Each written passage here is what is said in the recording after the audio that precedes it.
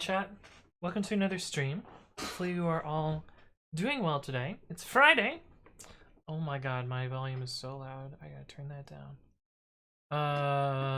And I gotta open up Streamlabs. How y'all doing today? It is Friday, and it's probably Michaela, right? It is indeed Michaela. How's it going, Michaela? It is Friday, the 5th of February, and we are here for another stream. The plan is to work on pre-commit.ci today. And I'm not gonna lie, chat, I am exhausted. The construction is in full force across the street, and my house has been constantly shaking. They're only supposed to start at 7 a.m. according to the noise ordinances in San Mateo. But I don't think they give a fuck. Because they've been starting at like 6 a.m. and this means that my sleep is rather limited. And once they start, my god, they just go to town. My whole house has been shaking all day. And I keep checking the earthquake websites to see if it's an earthquake, and like, no, it's the goddamn construction. So it's been rough. But yeah, hopefully it gets completed. Well, let's be honest, I'll probably move out of this place before before the stupid construction finishes. But anyway, how are y'all doing today? It's been a long week, it seems like. I'm not sure why it feels like it's been a long week, but it's been a long week. But yeah, let me switch to this scene. Okay, so I have a few things that I did in open source since last time. Oh, I think I forgot to finish one, so we might finish that one up first. And then I have a few plans for what I want to work on for pre-commit.ci today. There's kind of 3 smallish things that I think could be fit into a stream. And we'll see how those go. One of them is making the favicon show up on this page. Because right now it just has the default one, and a bunch of my logs are just 404 errors on the favicon. I think if I served that endpoint, then Cloudflare would cache it, and then all of those misses would go away. And I think adding the feature will actually make my lambda usage go down, oddly enough. So that's one idea. The other is to make let's actually get to a page. Oh yeah, I have a fancy thing now. Install, I think this works. No. Oh, is it install /github/hastily? Yeah, there we go. Translate from Danish. Google, what are you doing? But yeah, what I want to do is make this login button. So right now, if I click this login button and I'm on a specific page, it's always going to take me back to the homepage. And I think we can make that login button just stay on the same page, which I guess would be better. So we might do that. The other thing that I might work on is pre-commit.ci/issues. I start implementing some of the features now that pre-commit.ci can use a configuration. And so I think this would be the first one, just to vet the whole process, which would allow somebody to, did I make a little thing here somewhere? No. It would basically allow them to have a configuration that looks like this. And then in the pre-commit config.yaml, and this would skip these particular hooks just for pre-commit.ci. So I think we might work on that as well. But those are the ideas for today. Let me say hi to everyone. Looks like Michaela was first. How's it going, Michaela? Good to see you. I satisfied. Hello, hello. MSR's here as well, and Baldothis. Indeed, indeed. Missed the Wednesday stream. Oh no. Well, what did I do on Wednesday? Oh, I'll actually show you what I did on Wednesday, because I didn't finish it, but I did finish it offline, so we'll look at that. I worked on scale down actions for the runner workers. There's crumbs on my desk because I was eating at my desk like a terrible person. Yeah, so I'll show you that. I got scale down working perfectly. It's so nice. It's so good. It works so well. I'm really happy with it. But yeah, we'll see. We'll show that in a second. Hey, what's up, rollers? How's it going? And Koenig with the signature Love Peak L. Good to see you as well. Michaela says hi, plushies. Yeah, they're there. Noodle is standing tall today. Hey, what's up, R. Litchfield, who says hello, Mr. Python. How's it going? It is Friday, and I got lucky enough to not have work. Nice. Dota says 6 a.m. street work. I'd love to. Oh god, it's not even street work. They're building a apartment complex. So yeah, it's mess. Star says Longcat going to the moon. Yeah, Longcat has bought some GME and is going to the moon. Moving to Juices. Hey Juice, the Anthon now lives here. I don't think that would work. Hey, what's up, James One? Hello, hello. Oh, you want Bang Ohio, not Add Ohio. That'll work. There you go. See, now it works. Lucas Itzy, how's it going? Dota says, is the Twitch robe rumor true? Did you get a Twitch robe when you turned pro? I did not. Twitch robe. I think that's fake news. I think somebody probably made their own. Is there like a? Is it this dude? This is a risky bunch of clicks. Risky clicks. I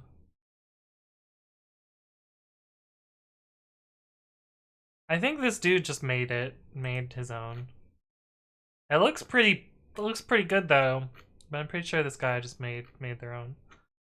Hey, what's up? Oh, R. Litchfield. Thank you for the subscription with Prime. Appreciate that. Welcome, welcome. Thank you for your support. Catherine's here. How's it going, Catherine? Good to see you as well. Noodle is standing tall today, is it? Says Massey. Yes, he is.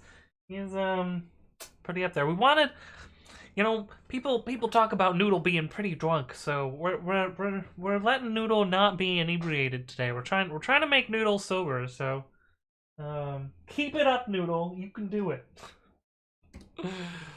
Let's see. I wish I could reach through the screen with scissors and clip your bangs. Yeah, I wish I could get a haircut too, cause, yeah, it's getting a little wild. It's getting really annoying. It's getting to the point.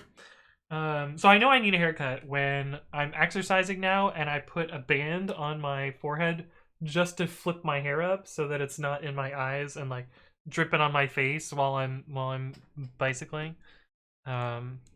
But yeah, that's kind of when I know that it's time or past time. Noodles on something special. Yeah. Don't clip Anthony's bangs with an exclamation mark. Nice.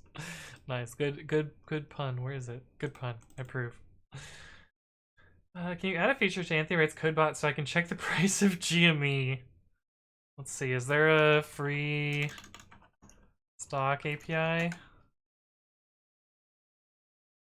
I don't really want to do it. Because then people are just gonna check their fucking stocks all day. There's probably like a million APIs to do it. I don't know, maybe if we have like a stream that's like super lazy, we'll implement something like that. This server says, I encountered a Github 404 the other day with pre-commit.ci. I have commit rights on a repo not owned by me. It's listed under my installations, but if I try to manage it while being logged in with my account, I get a 404. This is probably intentional. You mean like going from here and clicking on the manage link? Oh, I gotta log in.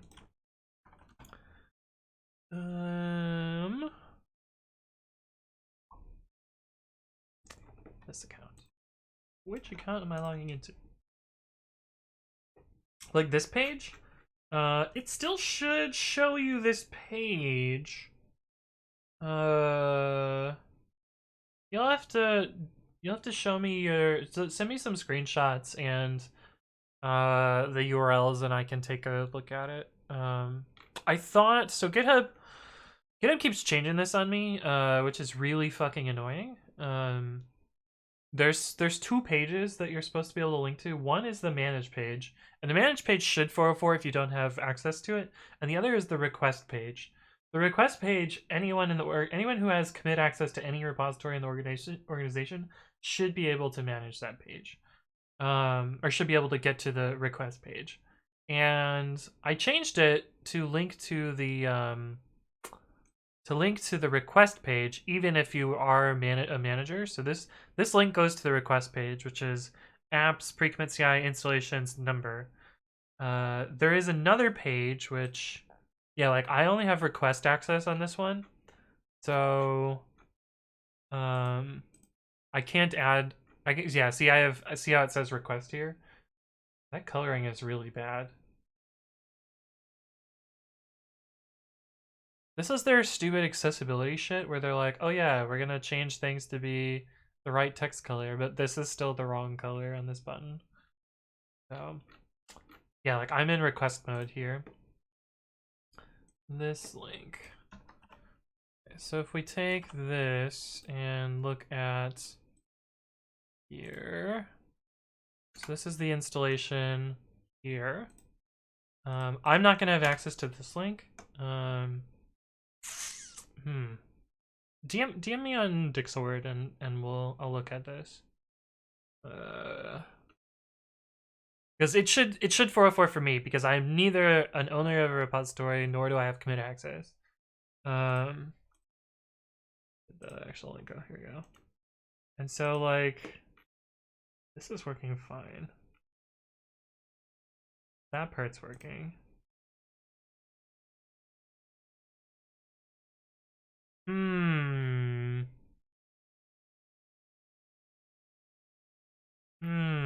It might also be that because all of the repositories that you have access to are authed, then it'll just work. Oh wait, this is a user account. Oh, okay, that's what it is. So for user accounts, you can only manage your own user. Yeah, so users don't have yeah, because this is a user, no one else can manage it. You can't request on behalf of a user. So that's why you don't have access to the manage page. But it's fine. There's nothing important on that manage page. It's really just like adding and removing repositories. So it would only be if you wanted to remove a repository. But yeah, it's because orgs and users are different, which is obnoxious. But yeah, that's why it's different, is because this is a user, not an actual organization. Arlichfield says, do you actually get anything out of a Prime subscription? Yeah, to me, Prime subscriptions and normal subscriptions are exactly the same. So if you have Twitch Prime, subscribe, and I get the same amount of money as a normal subscription, which is great. Twitch Prime's pretty awesome. And if you have an Amazon Prime account, you can get Twitch Prime just by linking your Twitch account to your Amazon account. So for those of you that don't have the little Prime badge, I'm looking at you.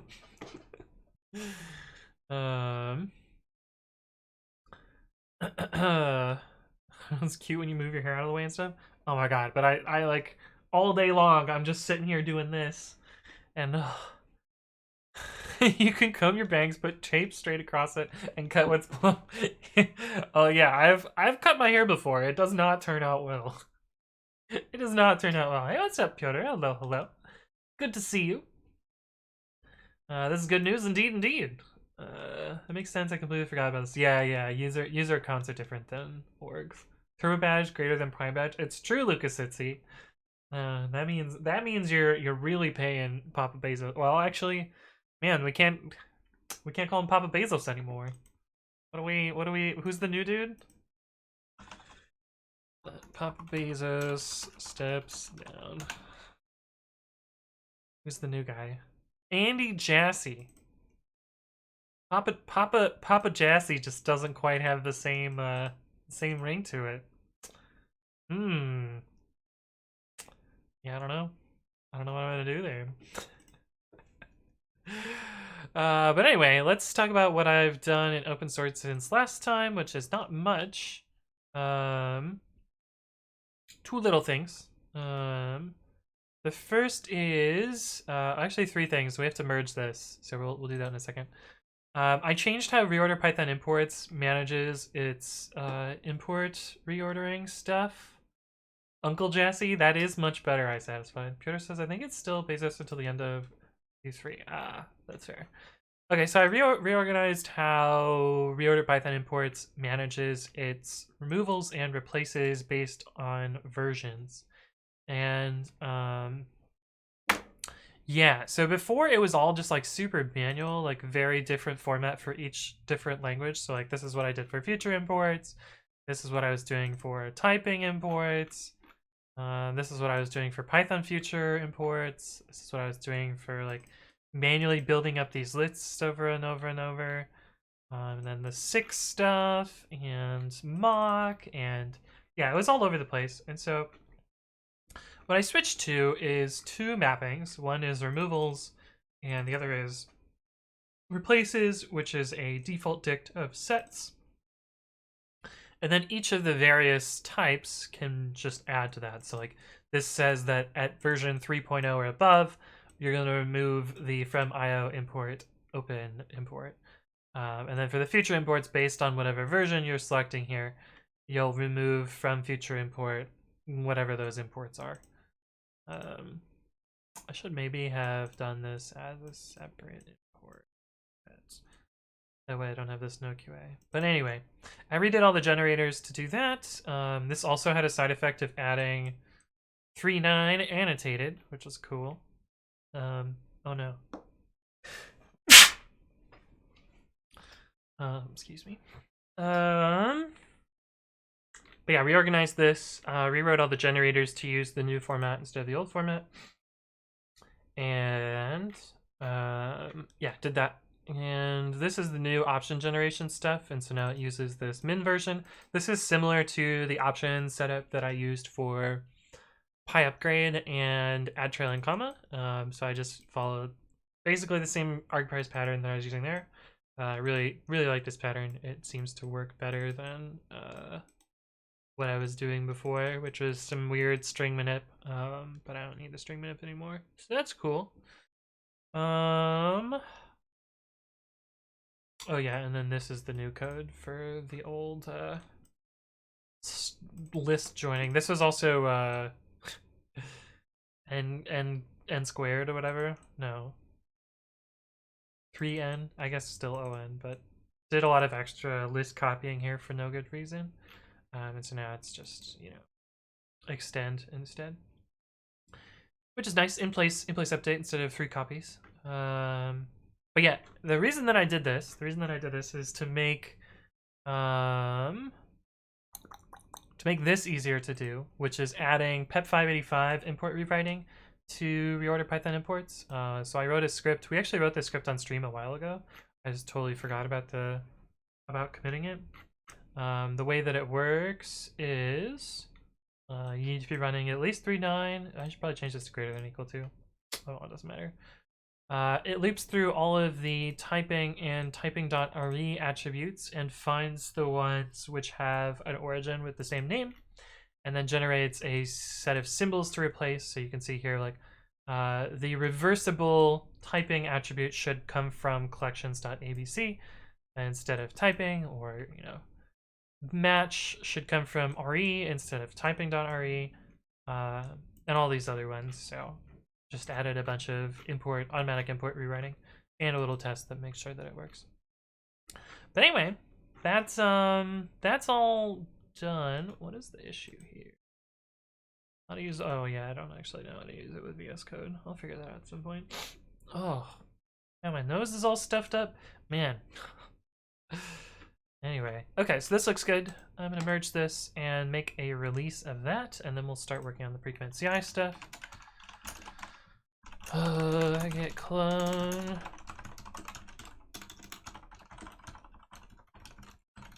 Oh, these are underscores for this repository. I should really change it to dashes, and then what else gonna break for that? I don't think anything should break. I think it'll just be, I guess I could update all my repositories to fix it. Oh, and then I could just have pre-commit.ci fix it. That'd be even better. That would be even better. All right. Git tag -l git show 2.3.6. Okay, so we're gonna be 2.4.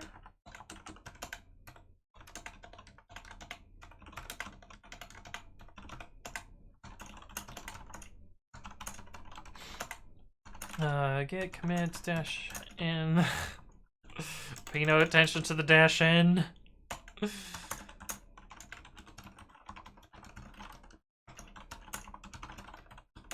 Okay, it's fine. Upload PyPI. This, grab the PyPI password.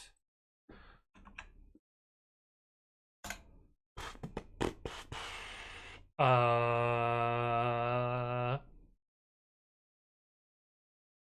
um,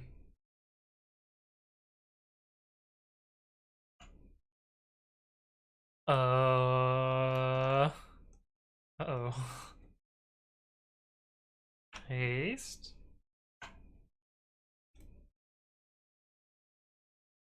That was weird.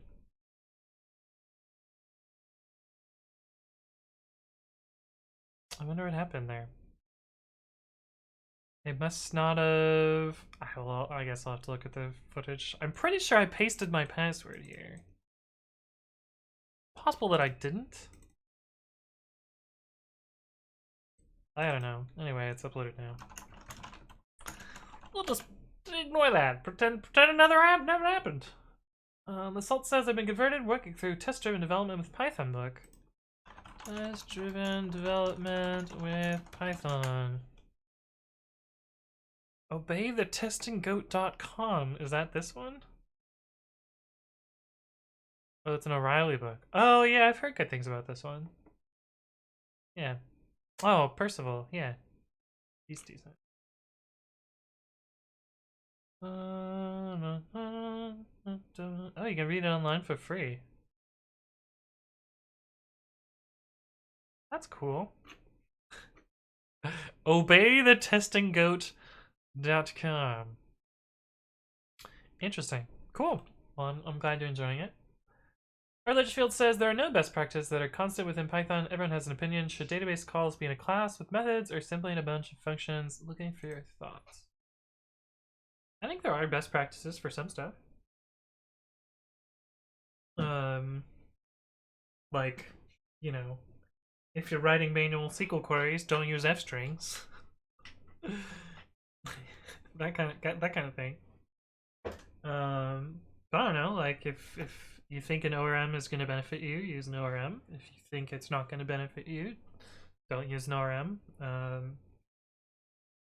You know, some of those are trade-offs. They're never like a best practice or like an absolute. They're always like, you know, decide what makes sense for your setup / organization and go with that. So I don't know, like for me, if you have a handful of people that are like not that many people working on a project, you probably don't need an ORM. You could probably get away with prepared statements and like writing a few manual queries. But if you're working at a company with 50 or 100 people, an ORM makes it easier for the lowest common denominator and makes it, you know, probably much more scalable to add more developers to a project and those sorts of things. But yeah, it really depends.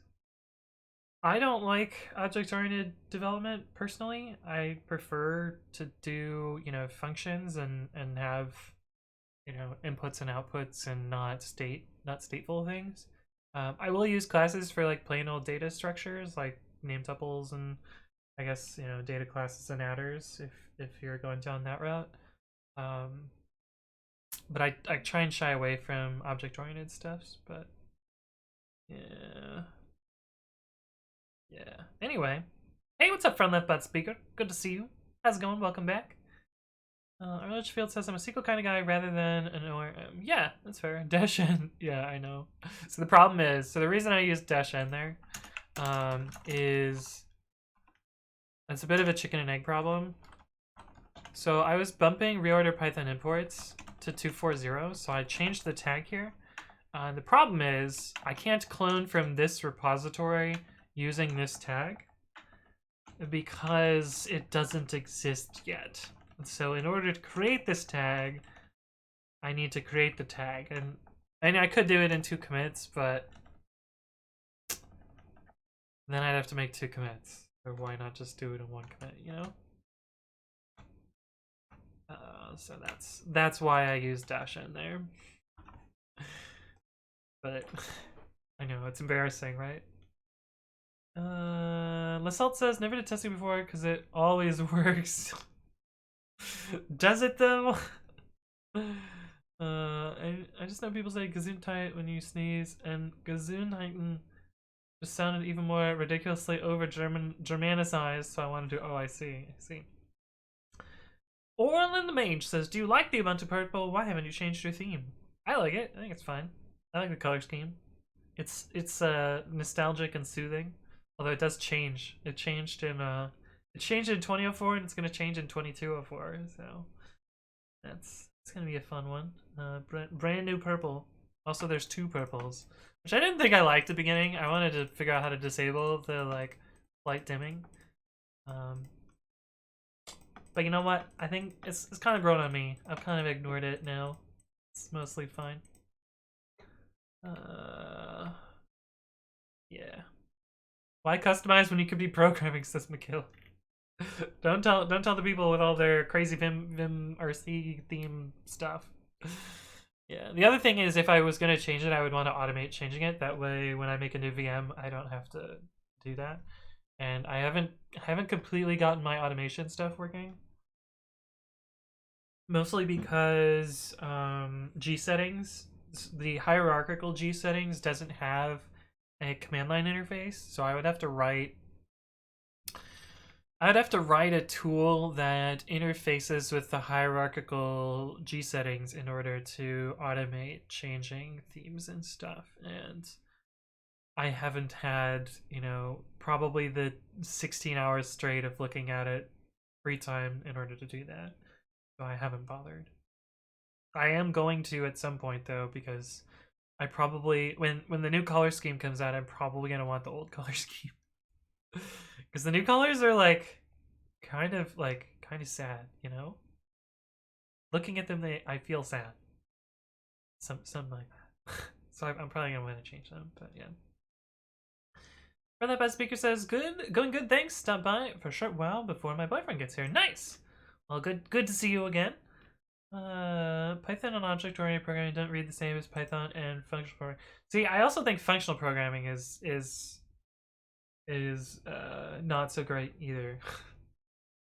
I'm like functional programming without all the FP shenanigans. That's the style of programming that I prefer to write in. So it's more like programming with functions than functional programming. I guess I'll put it that way. Because usually when you think of FP, you think of like all this like, bullshit, fold left, reduce map, filter shit, and I really don't like that. I think it severely harms readability and maintainability. But anyway, Litton says, did you ever have problems with productivity / lack of motivation? Any advice for that? Absolutely. I especially have problems with motivation and productivity and such because I have ADHD, and it's, if I'm not interested in a project, it's extremely hard for me to focus on it and get it to completion. I also have, a lot of problems with like, sitting, unless it's really interesting, and then I'll go, go fucking ham for like 16 hours and lose sleep and like get really invested in a project. Like I kind of have like two different spectrums there. Like one of them is, I'm really interested in the project, and so I drop literally everything else and become a barely functioning human being just to work on that project.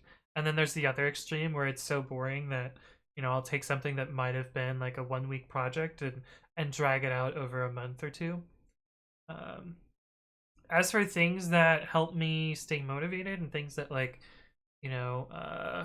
get myself motivated even when it's something that I don't want to do, I think the biggest one for me is to take a large project and split it up into small accomplishable goals.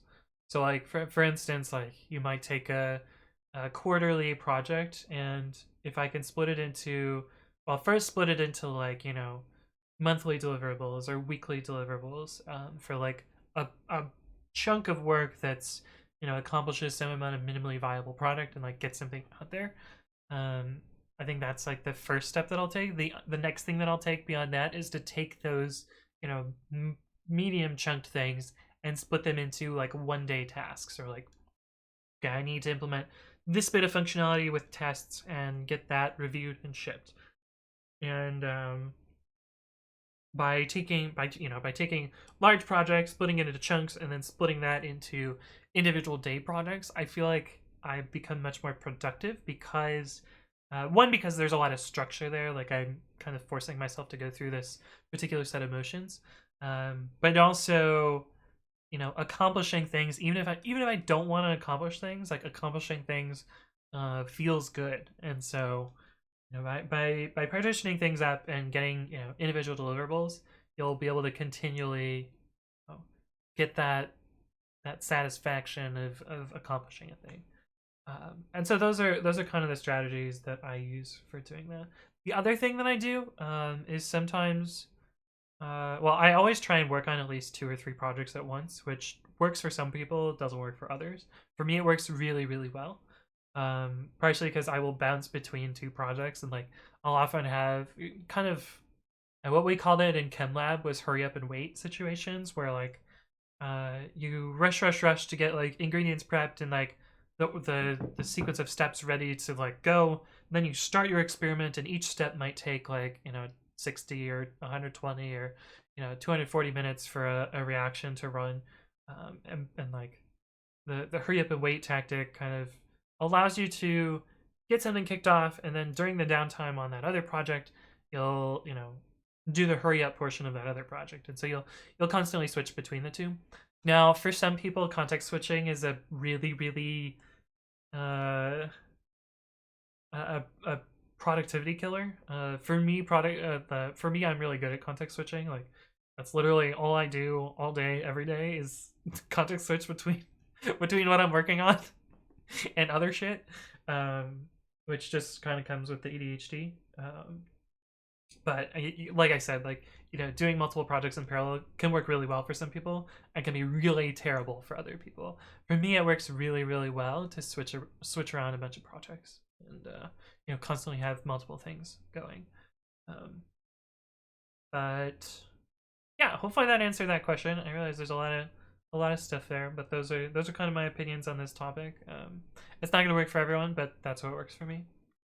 Anyway, good question.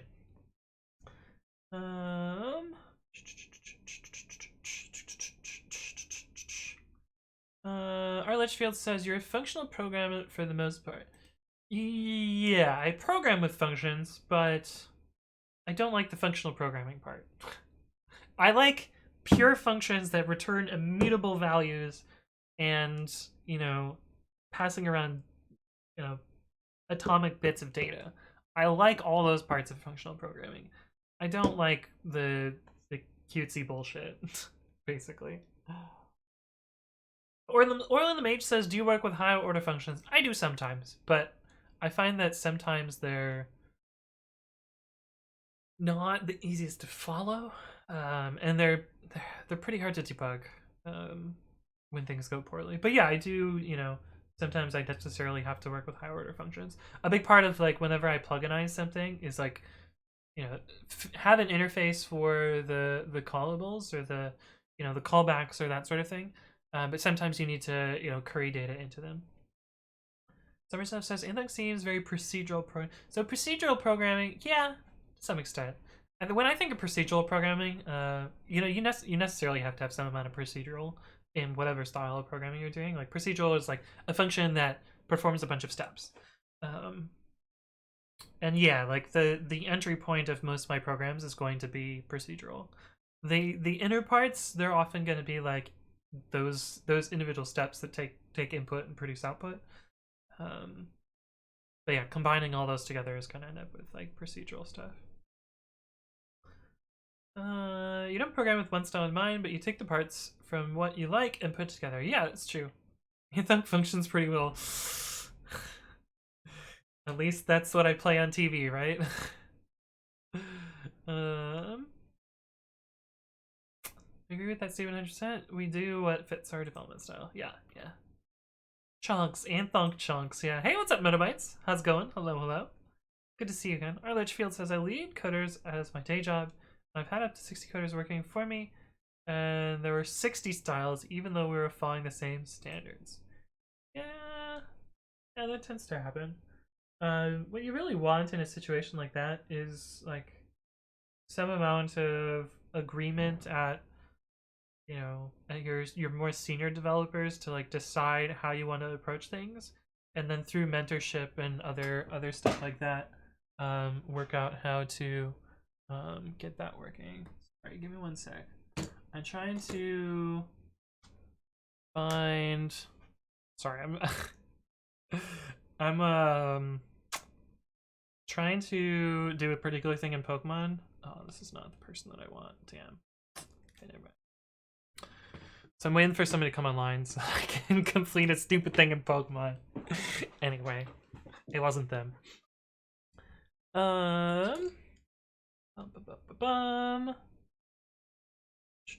Recursive kernel panic says, I love recursive functions. I see. That makes sense. Orlin says, if you're so good at multitasking because of your ADHD, Pokebattle me while you program. I actually don't have my Switch with my battling team on me right now, but also I think that I'm already stretching my multitasking thin by interacting with chat and trying to program at the same time, so I think it would be even harder. Hey, what's up, Hayden? Hello. Good to see you. The way to list the most recently installed things from apt. I'm looking for something I was using last week or so, but I have no idea what it was called.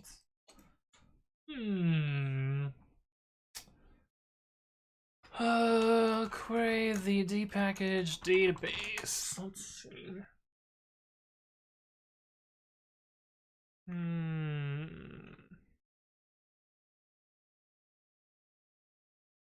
I wonder what information is stored in there.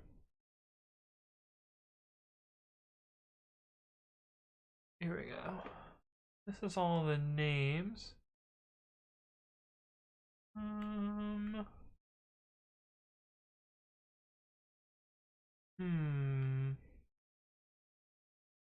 Well, none of those are going to be helpful.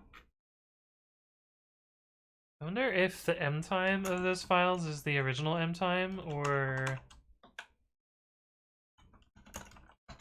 if it's the install time. These are all the same install time, so maybe.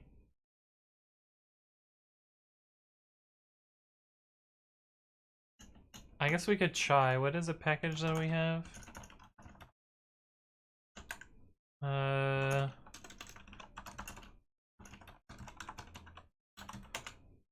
see. Let's just look at this file. So that's February 3rd, which is a couple days ago. I think it has an update. So I think I can do this. Type in my bad password. I'm gonna get the newest version. Sudo apt purge Python 3.10.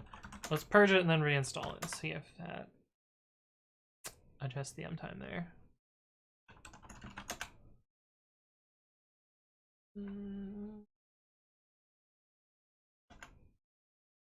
Nope.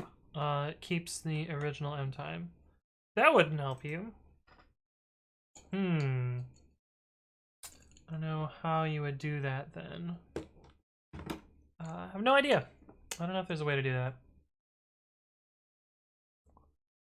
Oh, bash history, that might be a good idea. Jarek says, scenario, you get a job where they make you type on a regular keyboard. How rusty will you be? I actually, I have a laptop, so I won't type on a regular keyboard pretty often.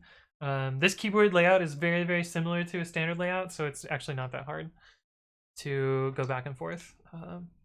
I also have another nice keyboard, which I would use if I was. I would probably use my other keyboard at work instead of this one, just because this one I'm probably not going to buy a second one of these whenever I go back to an office or whatever. But yeah, shell history is a good idea there. James Boyan and recursive kernel panic. Juice is here. How's it going, Juice? Hello.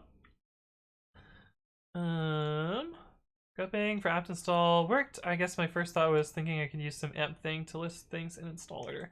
There might be some data somewhere. But yeah.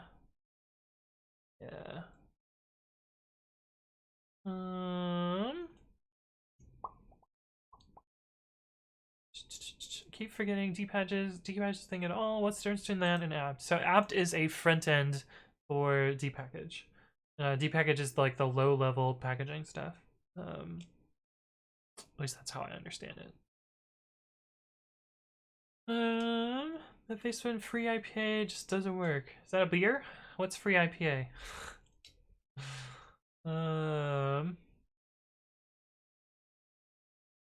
His Pac-Man is better. Oh no. How's everyone today? I'm exhausted. They start construction at like 6 a.m., which I think is illegal in in San Mateo, but I have to actually like record the time this time because I was too groggy to be like, oh yeah, I should file a complaint. Metabyte says, doing well. I'm glad I caught the discussion on workflow and such. I enjoy discussing the meta of workplace things, like how to optimize personal workflow, team cohesion, and stuff. Sometimes it feels like a bit pedantic. Oh yeah, for sure, 100%. To be fair, Snap is the best package. Oh god, not Snap. Fuck Snap. Please not Snap. Oh, I satisfied you have snow. I'm jelly. I'm jelly. I want snow. Starting a very serious diet today. Oh. Vinit says, split keyboards actually discipline you. Oh yeah, for sure. Before I got my keyboard, I was like, I would cheat on the Y key. Oh, this is like really weirdly aligned there. I would cheat and reach over for the Y key, but now I don't because of this. But yeah, I'm pretty sure if I like typed on a normal keyboard, I would revert back to doing that. Only because I've been using this that I don't do that. But I don't tap this spot as often anymore, so I'm getting better about it. Just uninstalled DoorDash. Ooh. My typing got better on regular keyboards after working on a split keyboard for a while. I see. Quarantine maybe gained the same. I've gained a bunch of weight from quarantining, which sucks. I guess part of it is like I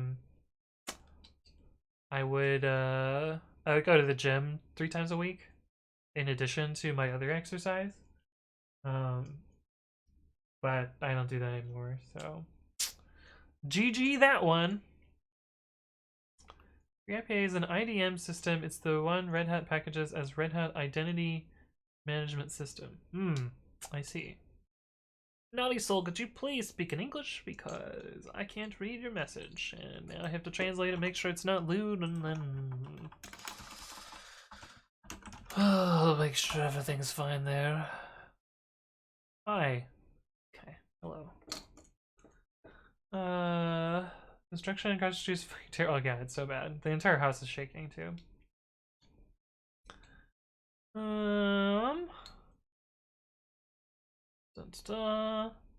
Hey, what's up, Cobraja?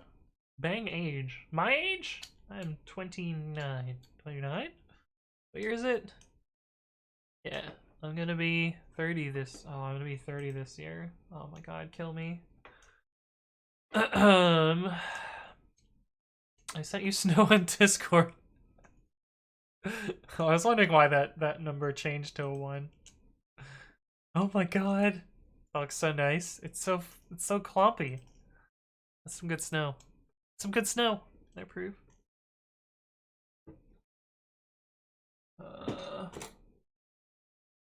Weird. Metabyte says I have a split keyboard and I have a very hard time using it because I use my right pointer for B. How the fuck? What? That's a weird one. At least Y like kind of makes sense for me, but B?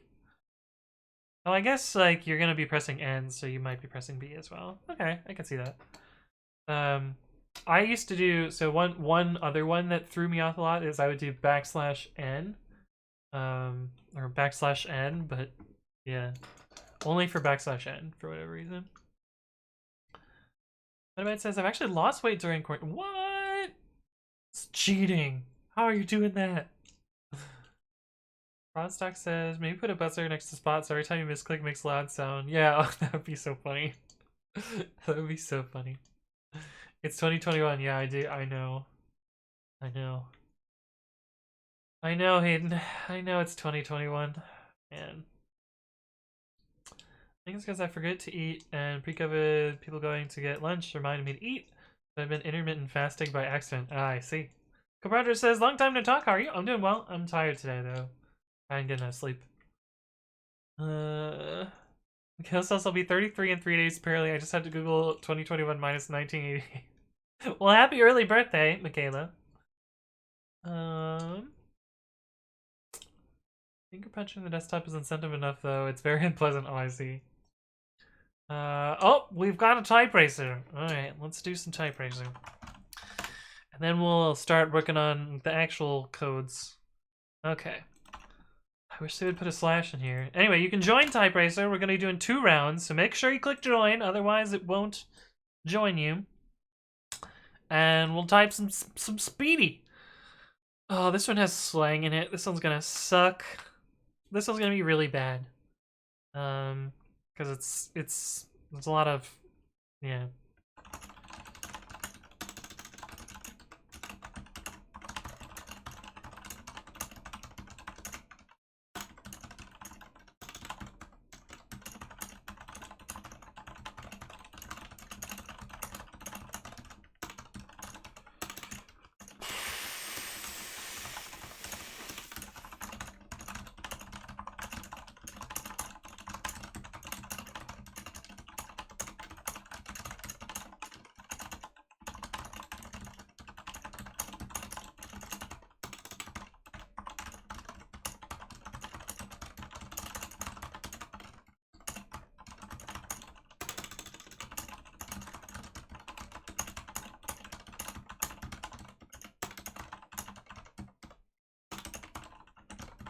Man, fuck all of those words. That was awful. Belnathas, you cheater! Yeah, country France. This is Belnathas cheating. Cheating! Fucking cheating! Why you gotta be cheating? This has gotta be Michaela, right? Well, flat 100's not terrible. 31 was hands down my happiest year. If COVID didn't ruin 32, I'd probably be even happier. I see. I see. I see. Fucking COVID. Fucking COVID. Ruining everything.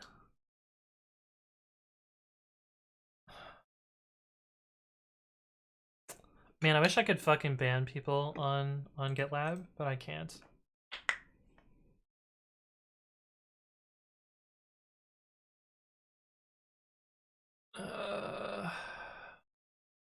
Sorry, we'll see that in a second after we do the second round. And hopefully I don't tilt too much at this fucking asshole. But anyway, alright, second round. Let's go.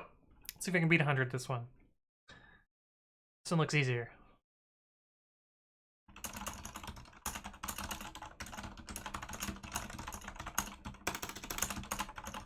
Ah!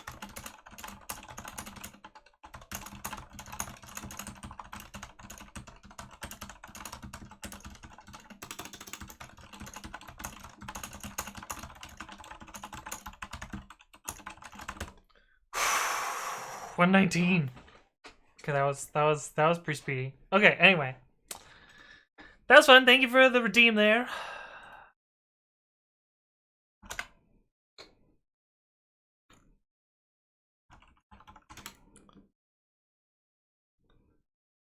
can hate you. You suck.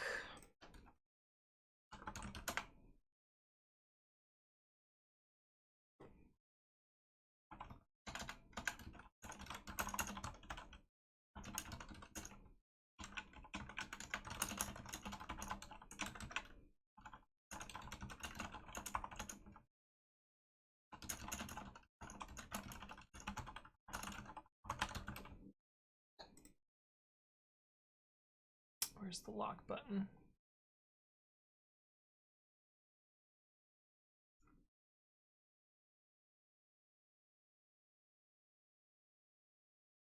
I'm just gonna ban this guy on GitHub though, because I have my own choices there.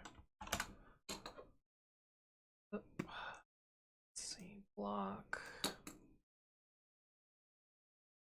Untitled block them from pre-commit as well. I don't have time for shitty people. Generation. Block. Did they sign up for GitLab just to do this? No, okay. Alright. Anyway, losing weight is easy. Just drop those weights in your hands. Shake my head, my head. Shaking my head, my head? Oh, recursive panic, kernel panic would do that. Would do that. Source says time to lose, yeah. 134, what a struggle. Yeah, that one was messy. Those single quotes were a mess. Is that with 50? G says, I think being in your early 30s is like finally being comfortable with yourself and self-confidence in what you do. I don't know. Lord Almighty, fuck the last two sentences of that paragraph. Oh yeah, for 100%. That was a mess. 69 words per second on the second race. Nice, nice. Hey, what's up, Ethan Timing? Hello, hello. Good to see you. Just tell them to fork it. I missed it. What did they do? It's a blush heart. Thank you for the follow. Welcome to the stream. Only Flake8 and MyPy are still missing PyProject.toml support as of 2021. Fuck you, Leo. You asshole. I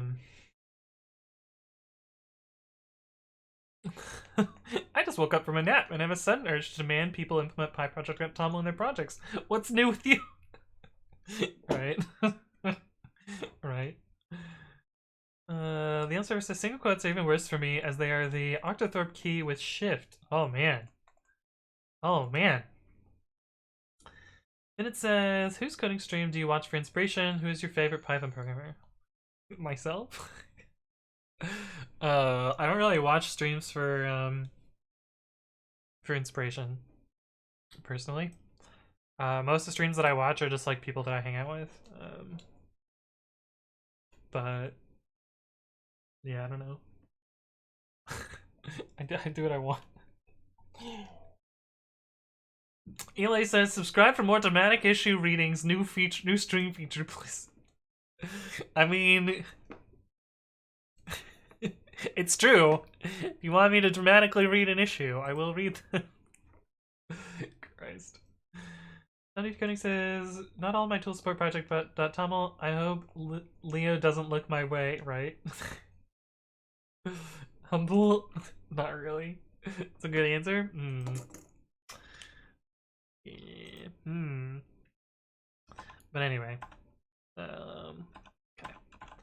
So, let's work on something. Because we finished this thing, right? Did I release? Did I push? Pushed, we released. Okay, good. Actually, oh my god, it's water drinking time already. The right says, I watched this Python streamer Anthony writes code. If you haven't seen his channel, you should check him out. Very inspiring. Eli says, I thought I would enjoy having all my configurations in one file. Turns out I hate it. Oh my god. Yeah, I agree. It is not that great. Sometimes it's nice, sometimes it's not nice. But man, the people that are just the PyProject.toml evangelists are some of the most tiring people to deal with in open source. Because they are constantly demanding a thing that, you know, is the most fucking minor of inconveniences. Like, oh my god, I have 2 files in my working directory instead of 4. Like, Christ. Who gives a shit? Nobody. It looked like, okay, LS has 1 more file. No one fucking cares. Like, get over yourself. Oh, then I must use PyProject. It's the future. It's the new coolest thing. I don't want any of this setup.cfg shit. I don't need a config file for my tools. I want them all into PyProject.toml. Stop. Please. I beg you. And then, like, when you're like, well, I mean, I can't add the complexity here. Like, I can't justify, duplicating all my configuration management code just so that you don't have to ls one file. Like, they're like, oh, it's not that simple. I'll just send a pull request for it, and like they send a pull request and they fucking touch 60 files and. Anyway, never mind. I'm not gonna talk about this. We're not talking about this. But anyway. Ernest, I've watched more and gotten more useful things out of your channel than any of the science and tech streamers. Nice! Motivate and most likely make it cleaner, easier to manage, I've found. I see. Toxic streamer. Hey, what's up, Kimiko? How's it going? Twitch app on Android TV device has some issues. It suggested I watch a VOD over this live stream. What? Why would it do that? Someday we'll have Tamil OS. Oh no. Oh no. Oh no. I have to press my navigation keys in the nerd tray. Who's gonna pay for my extra keys?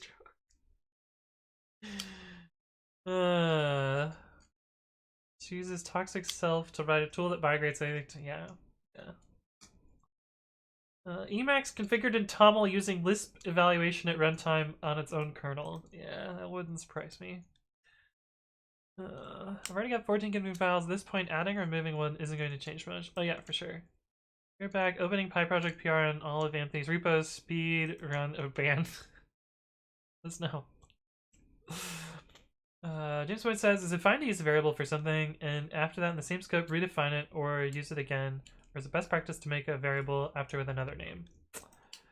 I mean, if you've set up MyPy will kind of prevent you from doing this. But yeah, I usually try to have unique variables for unique names for unique things. Check this out.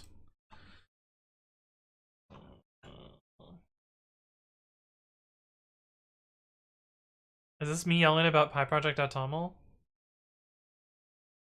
Is this me memeing about PyProject.toml? Probably is. I don't know, I muted it, so I can't tell, but it's one of my own videos. Not like I've never said fuck MyPy though. Yeah. Okay, I need to fill up my water. I will be right back, and then I think we're gonna work on the favicon stuff first, since I think that's gonna be the most interesting stuff, and I'm gonna be working on some open source as well. So I will see you in a sec. I'll be right back.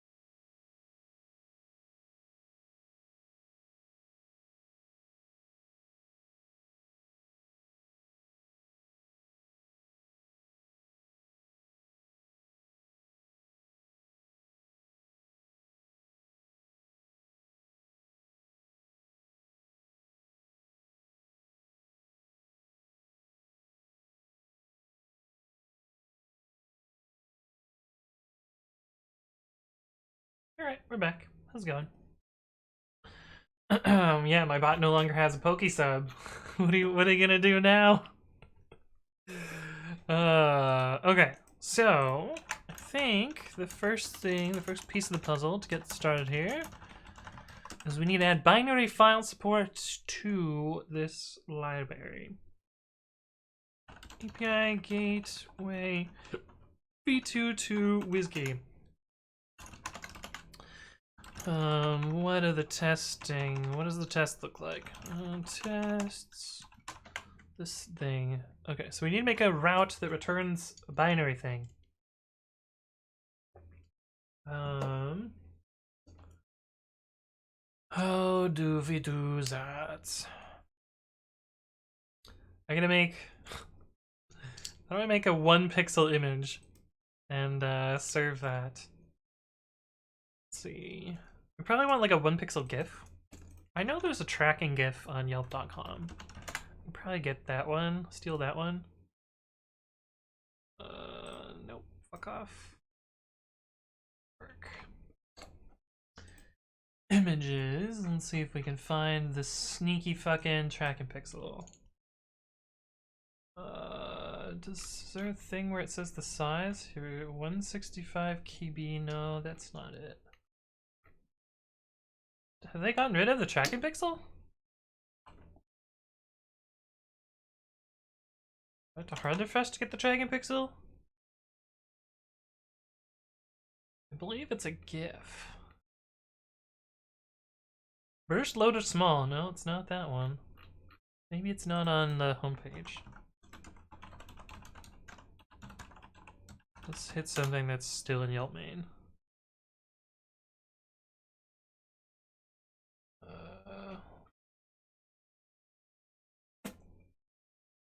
Spice, here it is. It's blocked. Let's turn off uBlock. Oh, that's not what I want. Disable temporarily. Oh, actually, I can just curl this. Right. Curl-o spice.gif. This URL.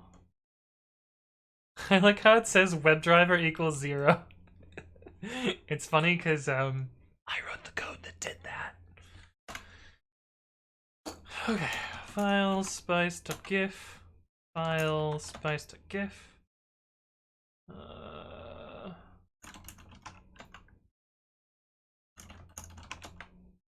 HC.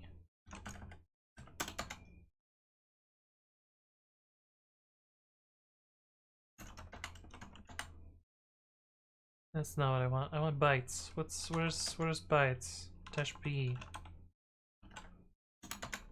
43 bytes. Okay, I think we can inline that pretty easily. Python 3 open spice.gif read contents equals this. Okay, there we go. Let's make a route for that.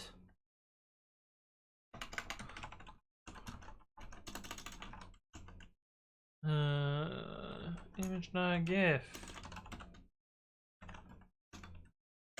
Def image route.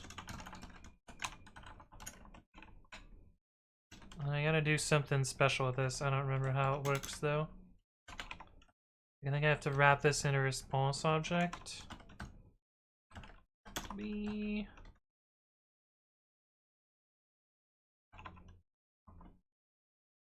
Wait, there's a semicolon here? Why is there a semicolon there? I don't know. But I think I have to actually make a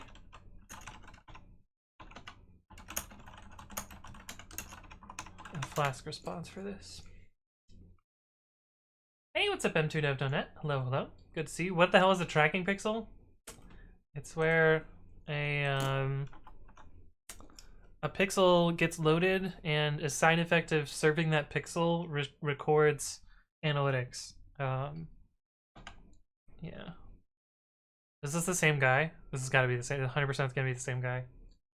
Why didn't it load the actual comment? Hey, fuck that guy. Fuck that guy. I love it. Get fucked, Leo. You dick. What did it say, Ethan?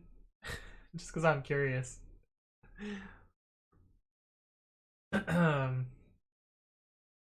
Yeah, I typoed file. Yeah. Hey, what's up, Sammy Valens? Hello, hello. Set WebDriver to 1, get ready to ride? Yeah. Single pixel in HTML document, including email, that makes a GET request to some server with a bunch of data from the client as URL params. Yep, 100%. Pixel that records when it was loaded. So when you open an email, yeah, they're often in emails as well. That's probably the most common one. I recall Guido complaining on it's Hido. Remember Hido complaining on Twitter about getting an email to job offer with a track pixel. Yeah. Yeah.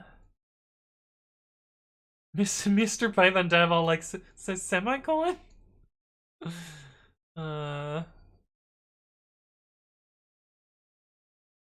It said, I set an ask a card to remind me that Flake8 and MyPy are the only projects that don't support Pi project.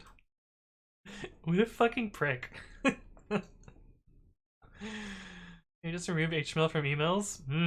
That's another another hot take there, Noob404. Okay, but anyway, we got our single pixel image from Yelp. I wonder why it didn't load on... Oh, you know what it is? I remember why. So, the homepage of Yelp.com doesn't care about spam ad clicks. I actually don't know how the spam system at Yelp works. Actually, do you have ads on here? Why do we just get like random ass shit whenever we open this? This is a wax place called Rewaxation. Alright, we're gonna stop scrolling through Yelp. Though, chat, we would have never seen wing sluts. So I think I think scrolling through the Yelp homepage has been a net positive here because of wing sluts. Wax the wing slut. Oh, Nuke Space. Thank you for the follow. Welcome, welcome. Yeah. Relaxation. Yeah. It's a good name. I like it. Their business photo is interesting though. Beans. Yeah. Hayden says, can you imagine having a lisp and trying to say you need some relaxation time? I mean, I have a slight lisp. I don't know how much you can tell. But I do have a very, very, very slight speech impediment. In that I notice it really badly when I listen to my own recordings, which is why I really hate listening to my own voice. But I slide my S's more than you're supposed to. Yeah. Anyway, Wing Sluts is from Brooklyn Nine-Nine. Oh. Well, there's also apparently a place in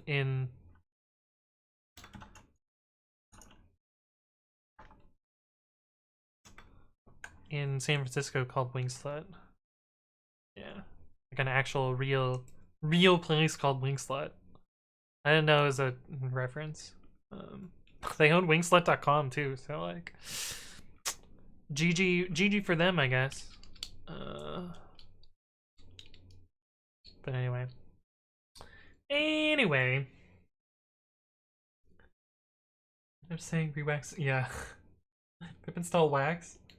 Yelp is TOS. I don't think any part of that would have, violates the Twitch TOS. I think I'm fine there. There are things on Yelp that would violate Twitch's TOS though, 100%. I've seen some shit on Yelp. Yeah.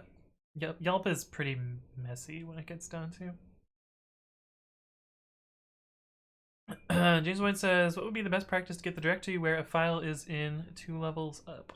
I would just os.path that join with ... But you could use pathlib.parent.parent or whatever.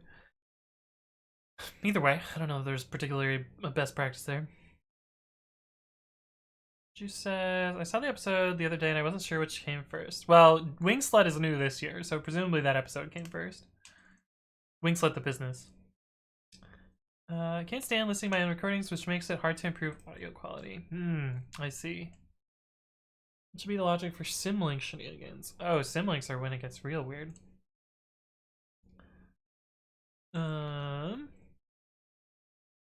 Juice Max says, but how do you feel about tendies?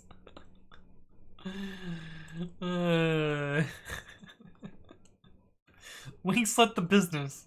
I'm a businessman doing my wing sluts. But anyway. Okay, yeah, favicon stuff. We have a GIF. I think I need to do import flash.response. Mime type equals image slash GIF.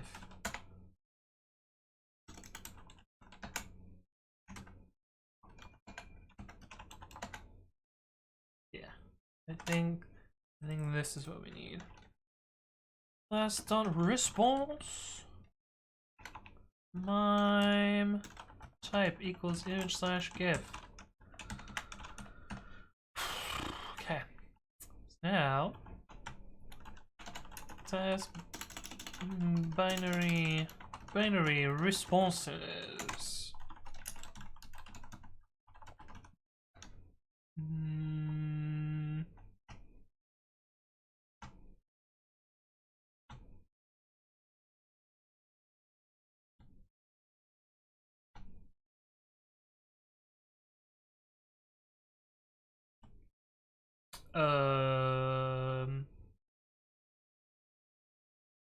What are you, event? Oh, I gotta make testing data. Ugh.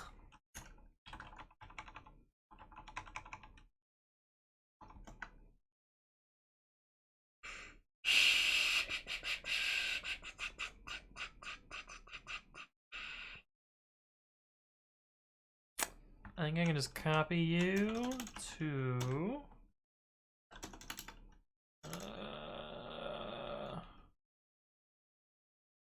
image.json image.json and then fudge this a little bit to be image.gif and this one to image.gif. Case.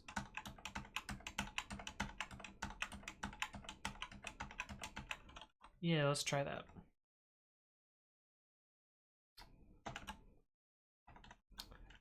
Image. What is this second dictionary supposed to be? Oh yeah, the thing that doesn't matter. Right.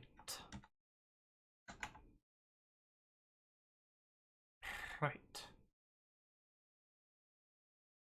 I think this crashes right now. So that'll at least get us the first bit going there. Or does it not crash?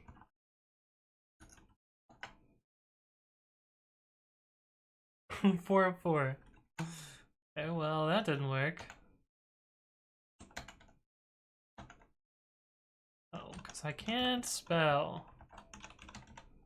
This should crash now. Okay, there we go. Unicode decode error on body.getValue.decode.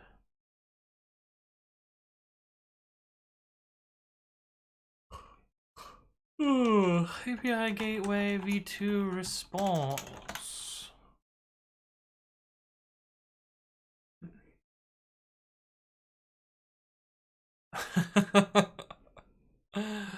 Looks like you actually need to ask the user for permission and allow opting out from a tracking pixel according to GDPR, just you things. Yeah. As long as well, if it's user data, I think. I think like IP address and browser is not user data though.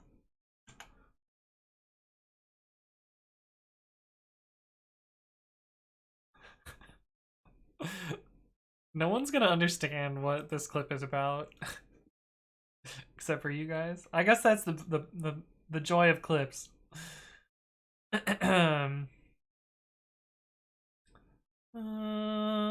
Build the current get directory in the prompt object properly handles the get directory not being the prefix of POID as good enough performance for enter span. Oh, I see. Oh, I see. Only down 60% today. Oh, look at this spike. What happened here? Looks like it's up today.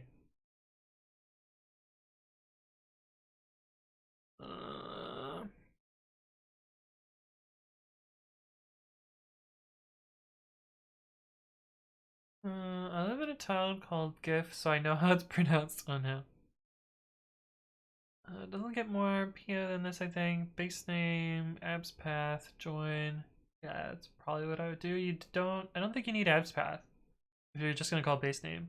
Oh wait, yeah you do. I would use real path over abs path. But yeah. You could also use dir name, base name, dir name. That would work too.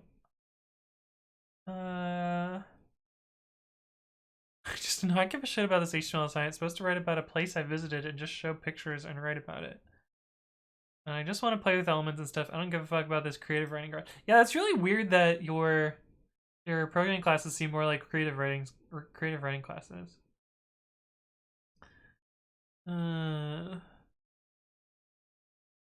Yeah, it can be go ahead and change their handle. If you don't think the stream has its own in jokes, then you're a liar! A liar!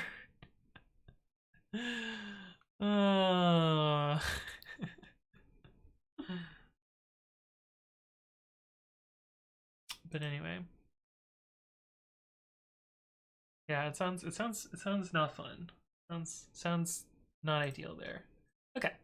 So, let's look at how this is supposed to work.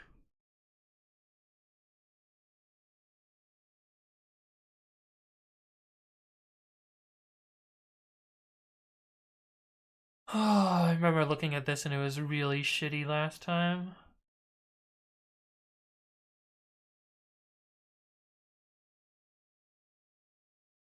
This is a request. I don't care about the request. I want to see the response. Format for 2.0. Oh, this is much better than it used to be. Okay. Don't care about 1.0. For 2.0, the can further response format for you. If your lambda function returns valid JSON, doesn't return a status code. Is base 64 encoded is false.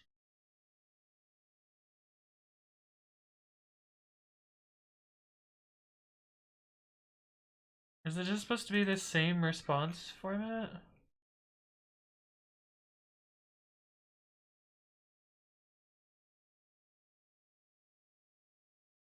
Oh, it does this weird reinterpret shit here. Okay, so that's the magic. We don't care about this. Oh, here we go. Cookie weirdness. I'm not handling this properly right now, I'm pretty sure. But my app only has one cookie, so not a huge deal. But I should probably fix that at some point. Okay. But we need to handle this base 64 encoded thing here. So let's do that. 59, so we can do try body equals self.body.get value. Wait, what is get value? Oh, it's not a bytes.io, so we're good. Decode, accept Unicode decode error equals base64.b64 encode self.body.get value decode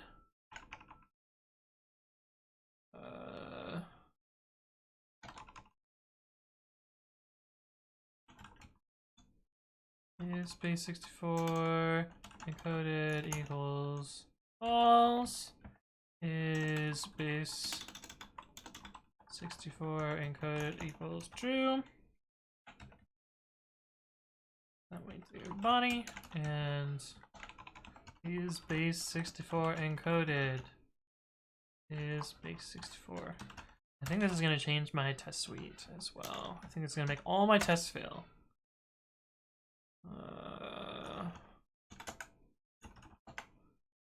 Now we get this,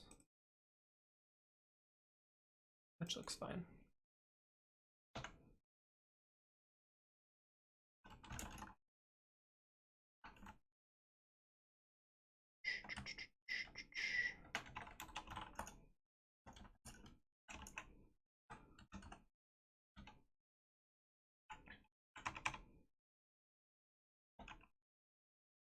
Well, that fits right in there. But these ones are all gonna have differences here. Let's put them in the same order that we have up here. Status code body, headers, we'll tab this out. And we'll put this here. Okay, so I have to put is base 64 encoded false on all of these other ones. So here, and there, and there, and there. Sick. Okay, cool. Cool. Each final assignment with about a place that you visited during Rona seems salt in the woundy. Oh yeah, that's pretty bad too. Adrado says, hello, hello. Today I created my first Python API at work. We usually use C#. It was so much fun. Awesome, that's great. Jason Wynn says, AppsPath returns the absolute path but does not resolve symlinks in its argument. I don't handle symlinks, so for my case, AppsPath is the speed. Yeah, I guess you avoid one readlink call. Not that that readlink call is going to be fast. Or sorry, not that it's going to be slow.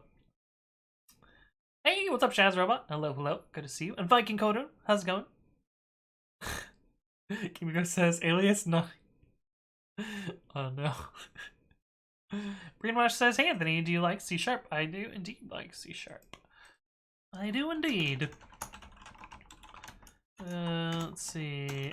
Binary responses. Let's actually try this though.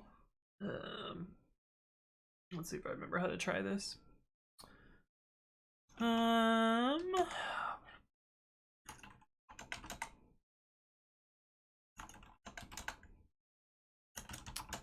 do you work? Oh. Let's see. Dotted slash, dotted slash. Yeah. I think we can just do that. Which kind of looks like a little middle finger.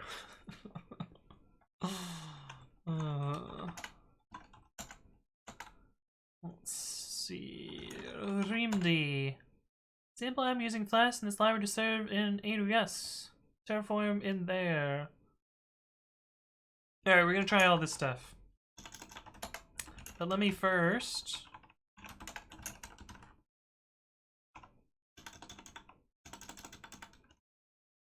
grab that GIF endpoint. GIF. Grab this. Put it in here. Just so we have an example here. Yeah. Yes. Okay.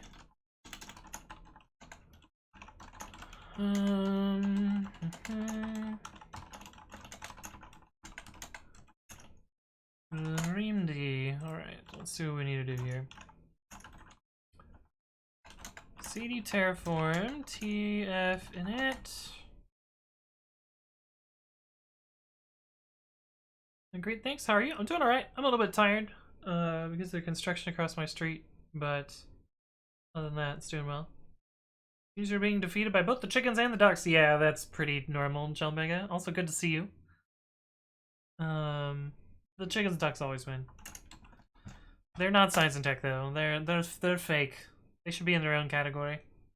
Be like a nature and animals or some shit. Okay. I assume this works. Yes, and then it should spit out at the end. Oh, I used to have an output thing in here. Maybe we'll change this so it has an output. Because that was super helpful before. Therefore, get log-g output. I know I removed the output here. It used to be this.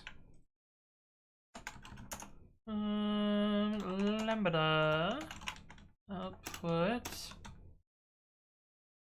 Then we need to call this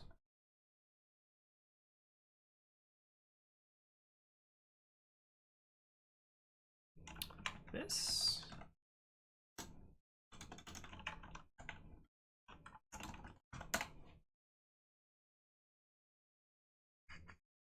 Chickens, ducks? Yeah, there's chickens and ducks in the science and tech category.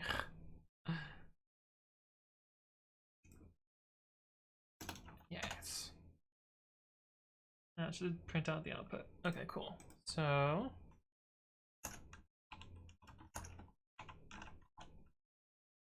the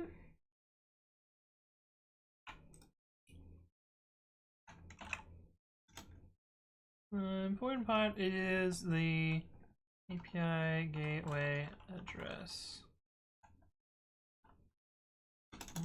portion. We'll be using that later. Trying out the gateway.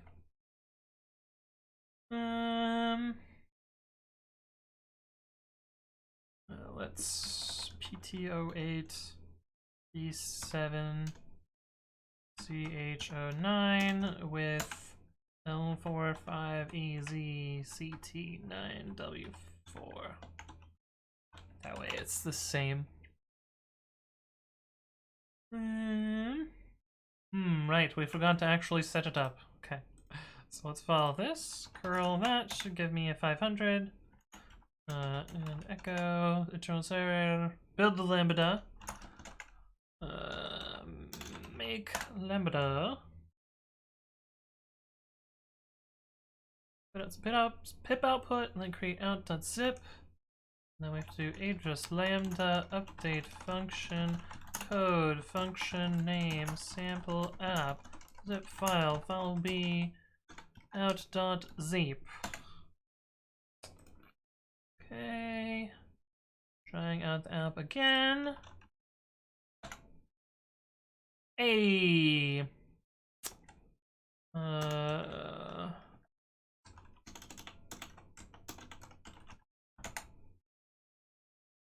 you try the input out, and we also want to try out our image.gif. This is gonna print out binary. So you open this in the browser. Are you a GIF? 1 by 1 pixel GIF. Look at that pixel.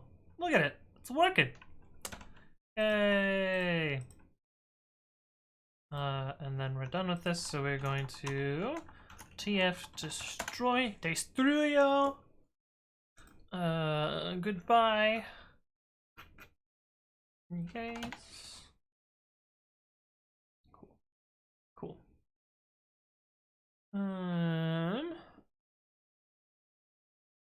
Just gonna go work out. Thank you for stopping by. Have a good one. Zumba.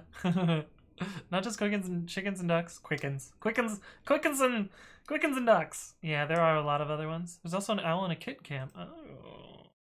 And at least 2 coin. The coin pushers are the fucking stupidest ones. My god. Those streams are so dumb. For some time there were weed cams. Yeah, there's probably a bunch of weed cams as well. There should be a just quacking for ducks. Oh my god, Patriardos, I love that. Make that happen.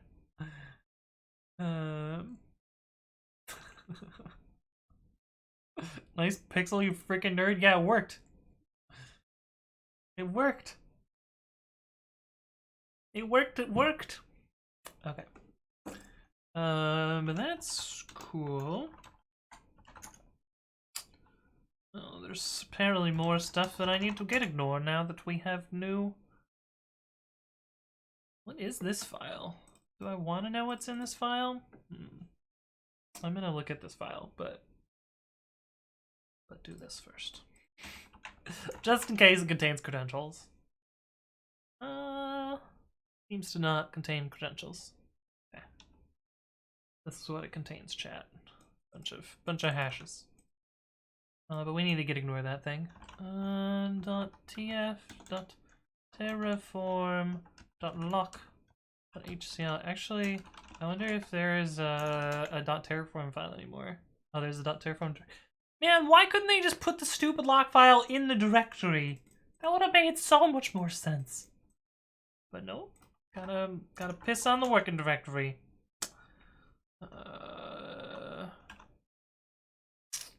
Yeah. Did we get any warnings while we ran Terraform? Because I feel like I didn't upgrade this to 0.13. I wonder if I run TF format, if it'll just fix it.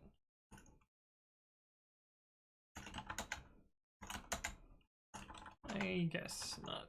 Oh well. Oh, I need to sort that file. Oh, I almost vimmed there. Oh, it's already sorted.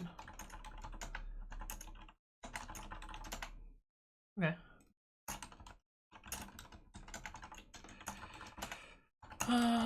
Support binary responses.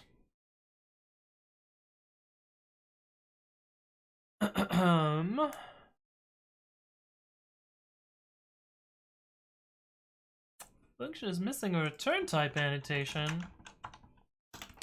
You're not wrong there.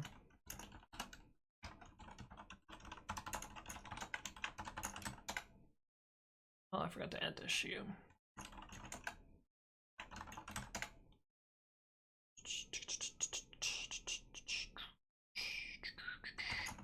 Alright, so that's the first part to this.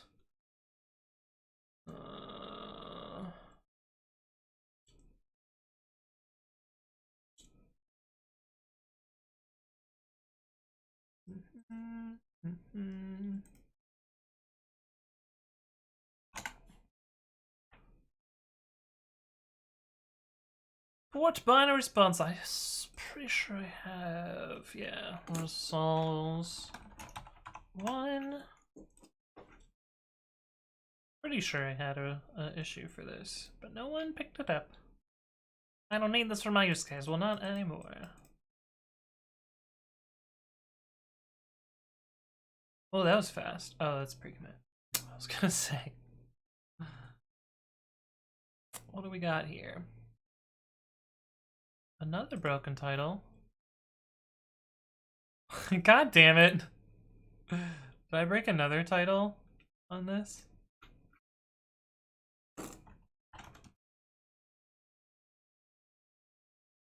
Motherfucker. It's because this is escaped, but this one is not. God damn it. We'll fix this one too.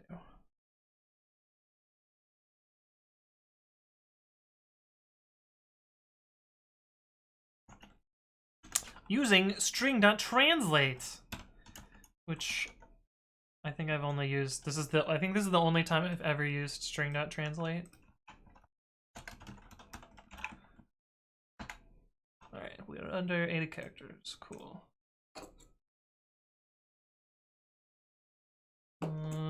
Also escape closing square brackets. Stiggs was taken says, question, I want to create a Pi module of my common code. Problem is some have massive dependencies I don't always want to import. Do you think optional dependencies is a good way to handle this? That's one way to handle it. The other way is you make a lot of multiple packages. But yeah, optional dependencies is one way to solve it. I find that optional dependencies are a real pain in the butt. But yeah. It might work. Senpai says, I guess it's the only purpose of stir.translate to escape characters. Yeah, for sure. 100%. Also, how you doing? Good to see you again, Senpais. Oh, there's only pre-commit.ci here. Yeah. So we gotta merge this, and then I gotta manually kick off the other job. Because I don't have the creds available, so it's the only place where the creds are, I think, are on GitHub Actions. So I'm pretty sure they're not password manager, but I don't have to show you guys that.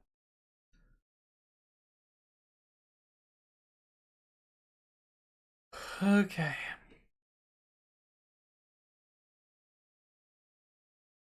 Cyanu says, hi, what is the keyboard model brand? If you do bang keyboard, you can learn more about it, as well as my review of that particular keyboard.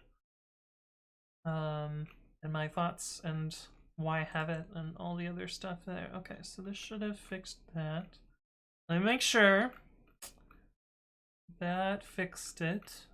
Don't have any broken links in here. Been good so far.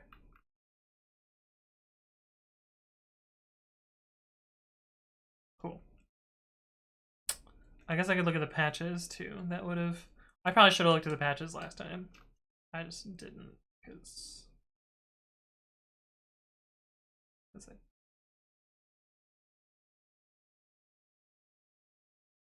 This one. Yeah, so that's the fix. Okay. That's the new video. And this is what I fucked up. Let's see. Okay, cool. Fixed. Fixed it. But that was not what I wanted to look at.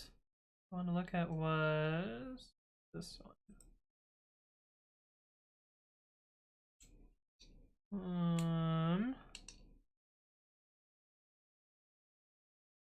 Why did they change this line in the ReamD?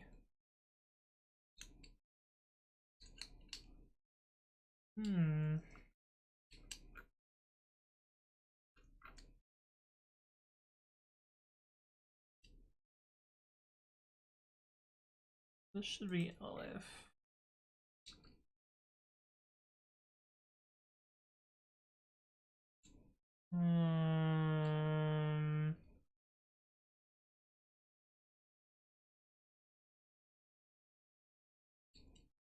How do you cache in?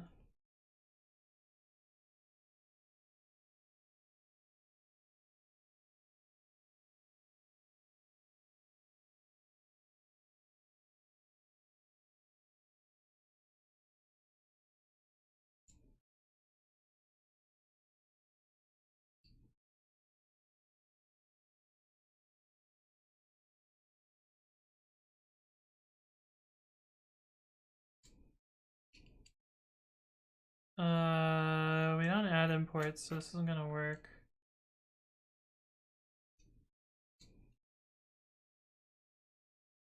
There's no import adding.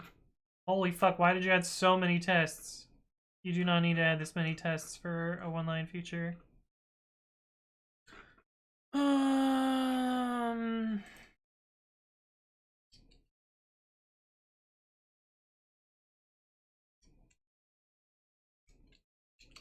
Well, the tests don't even pass, so... Wait, why do they only fail on old Python versions? What?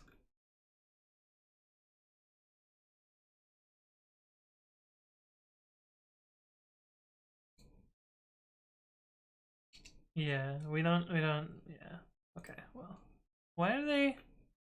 There must be X failed in these versions?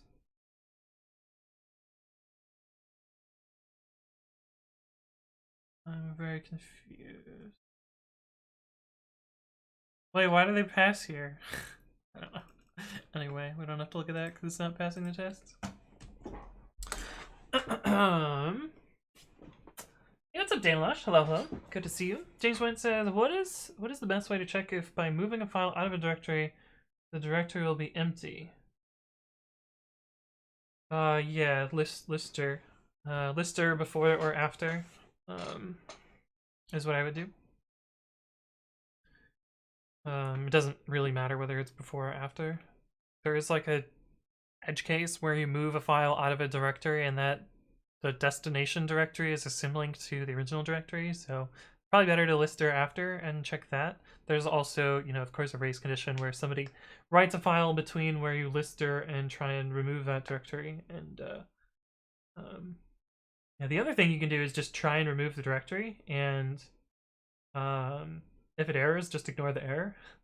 That's the race-free way to do it. But yeah, it depends on what you want to do. Depends on what you want to do there. Okay, so we have this. Where did that go? Get it from here. Race conditions fun? Yeah.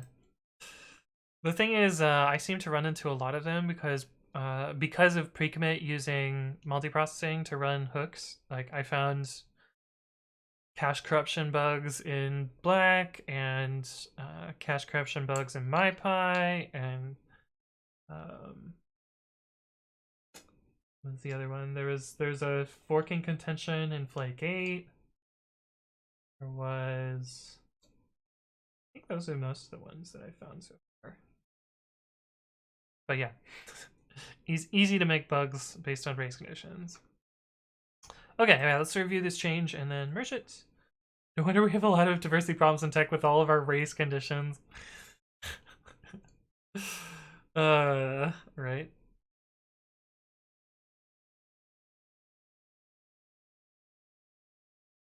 I wonder if this... I wonder if calling get value here twice is a performance issue. It's probably faster to not do it like that. Let's do this once.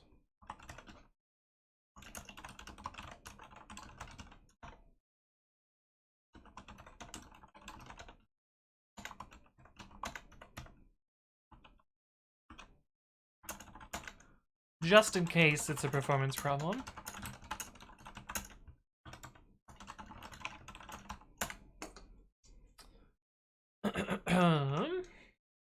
Debating about that. Used to use try except, but I think it's cleaner to use an if statement and avoid the error than having to execute a statement doomed to fail.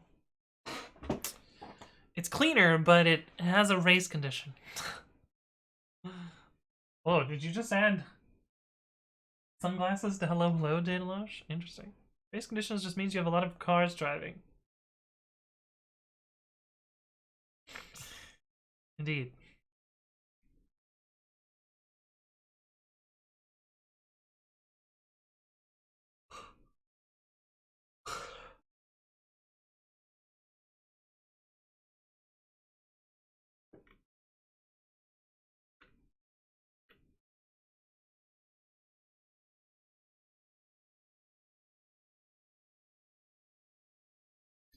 Okay. This all looks great. I don't need to review my own patch though, so I'm not gonna click approve. Sleepy Anthony, it's true. It's true. Those goddamn construction.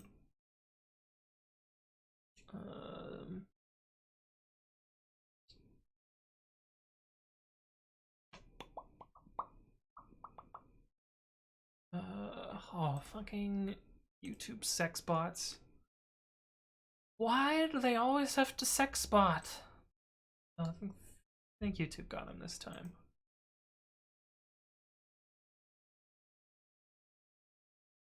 The sex bots have learned that they can use very, very short URLs and the YouTube comment filter and get past the YouTube comment filter. They have registered a bunch of .in domain names and use that to skirt around the limitation there. Okay, so now that we have this, let us...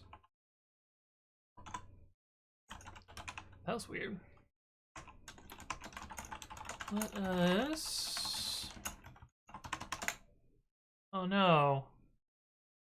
Why did... I just found Prue and Dash, which is part of Manage magic? Wait, where's my... Oh, I know what happened.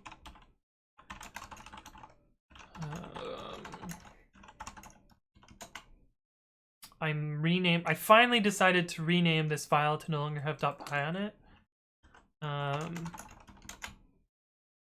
And got to run my Puppet to upgrade it. Bad password. This wasn't biased towards if, considering it's more cross-language than try accept. I mean, any language that doesn't allow you to try a system call and then ignore it, like there's got to be some language, you know, there's got to be some construct to try a system exception and then go against it. Something it says, I was trying to oppose them since 99% of the time your exception is not exceptional. Use a better error system. Well, in this case, like, it's necessary to create a race-free operation. Like you can't create a race-free operation with check then operate. Okay, so now if I run, yeah, there we go. No longer has .py in the end, which is cool.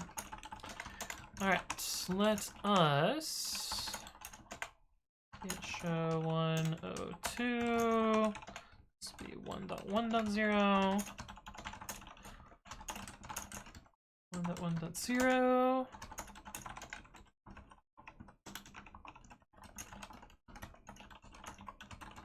Hopefully we don't have the weird PyPI stuff that we had before.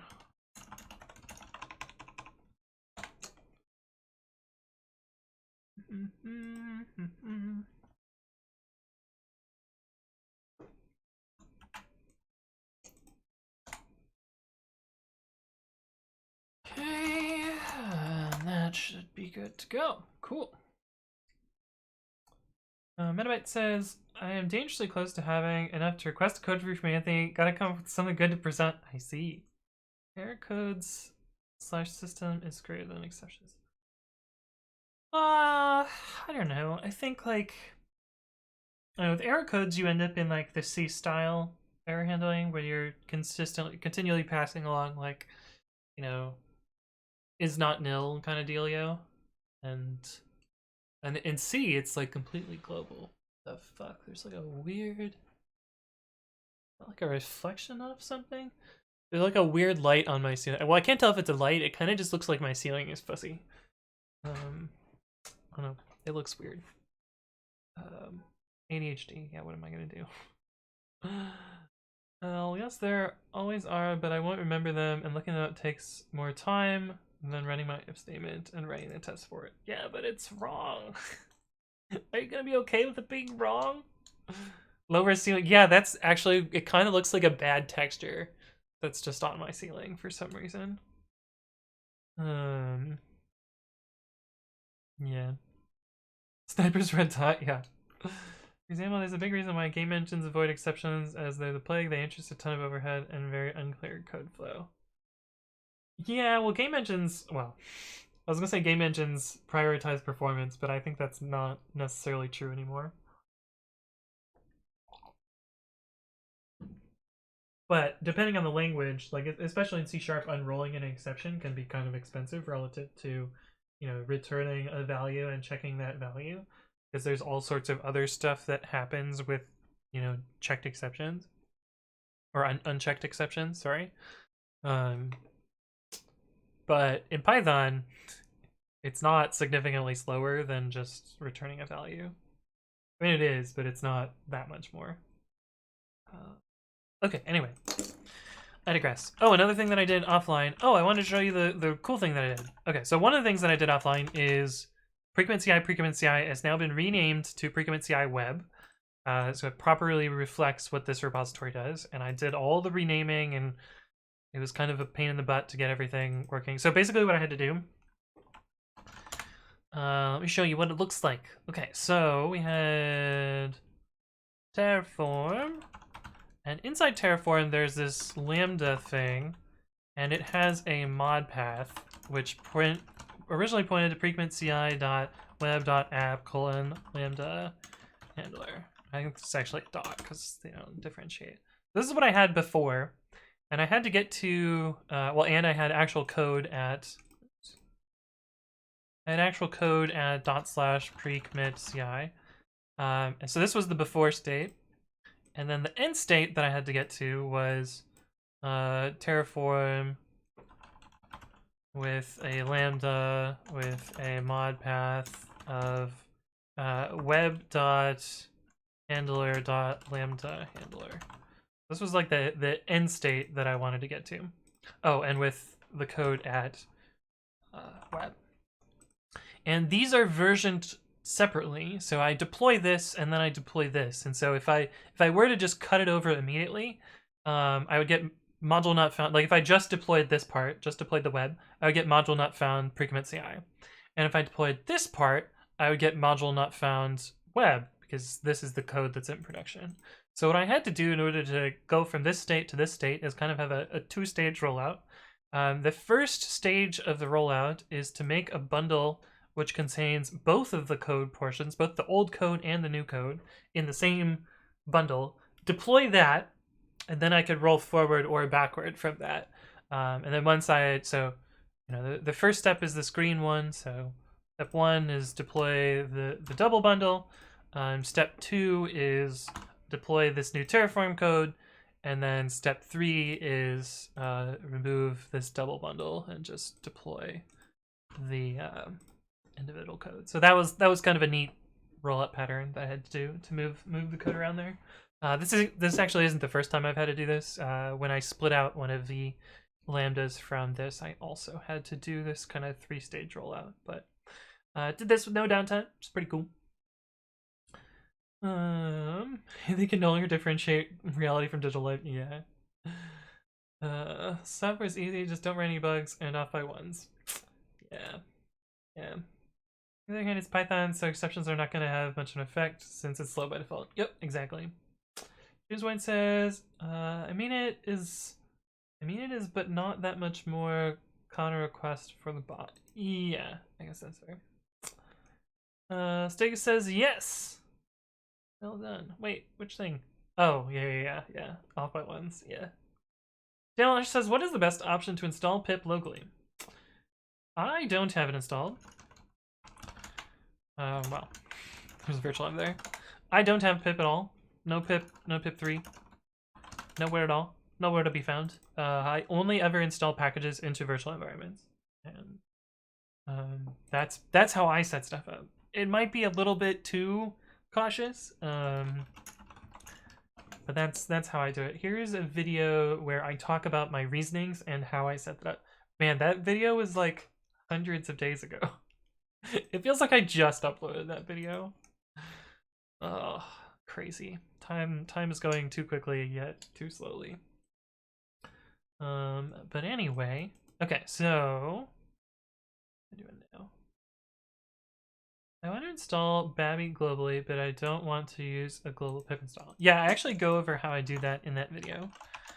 So what I do is I have a virtualenv that sits inside ~opt and has a bunch of executables installed into it, including Babby. And then I take this executable and I symlink it into this bin directory here. So if we do bin Babby, you'll see that bin Babby is a symlink to opt-venv bin Babby. And so that way I have a virtual environment that sits kind of off to the side of my normal virtual environments, and then I can access those executables from there. I also install talks and placate and pre-commit and twine and activator and AWS help. I think that's it. Oh, and virtualenv in there as well. So a lot of these symlinks come from this virtualenv directory up here. Hey, what's up, Jordan Meadows Games? Hello. Good to see you again. Bears are here says, pretty good. How about you? What's doing? I'm doing all right. A little bit tired. Beyonds says, hi, do you know C++? I have a quick question I'm stuck on. I do. I do know C++. Although some of the stuff after C++ 11 I'm very rusty on, because I have not done super modern C++. Although, you know, I would have said back in 2013, I would have said I was an expert at C++ 11, but not anymore. But not necessarily anymore. Int a equals x, a plus equals 5, a plus equals 6. So that's the same as a equals x plus 11, unless you're considering overflow.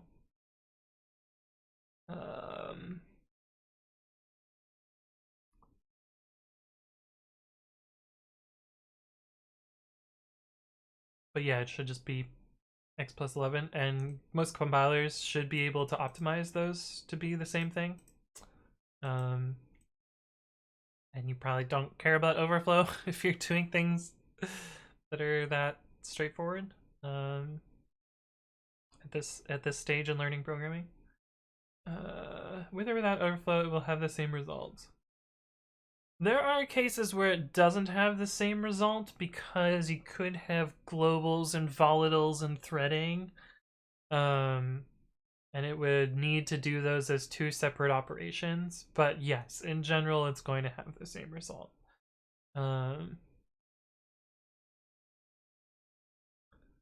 It says, "How are you supposed to UDP your question? Just throw them at the void, and hope somebody replies. That's how you UDP your questions."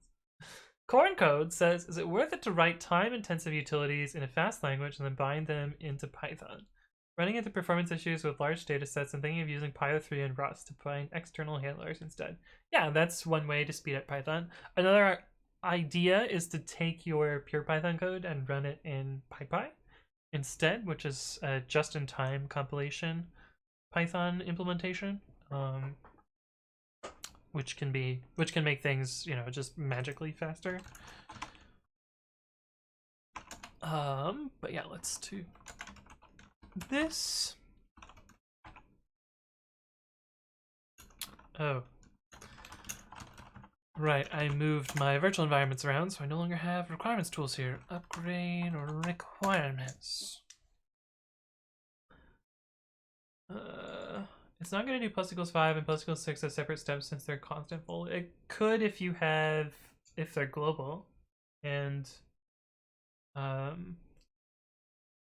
they're volatile. I think if it's global, it has to do those as separate steps. The Novaglow says, "How long did it take you to get used to an ergonomic keyboard?" I opened this out of the box, and I was already typing at 97 words per minute. Without any prep or trying anything. I immediately opened up a type racer and got 97 on this keyboard. I usually type at like 120 to 130 on a standard keyboard. Now note, this keyboard is not very different than a standard keyboard. This layout is almost identical to a normal keyboard. It's just like slightly hands out of the way. How much faster is magically faster? Like anywhere from like 6 to 30x faster. Just no code changes. Can be like 6 to 30 times faster. Okay, what did we upgrade here? Upgraded PyTest packaging coverage. Don't care about those. We upgraded API gateway to wsgi. I expect that. Jinja 2 got an upgrade. Pigments got an upgrade. JWT got an upgrade. S3 transfer and Eurolib got upgrades. Okay, so I should double check what happened with JWT. Pigments had a bug in 2.7.3. I think it got fixed in 2.7.4, but we should double check that as well. Pip install -r requirements.txt. dev.txt. And let us run the app and see what happens. Well, let's run the test first. That's first thing to do. Python-npy. I should have written a test for the pigments thing that went wrong. Did I though? No, I didn't. Oh, I did. Test data. Did I? No. This is the construction code.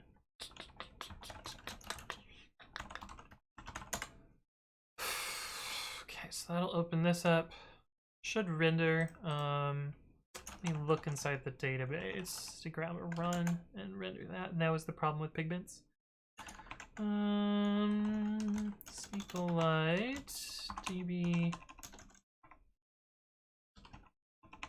That's not called. It's called runs.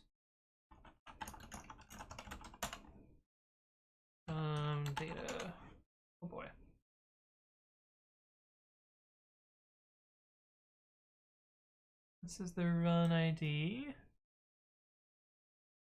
It's run slash GitHub slash something.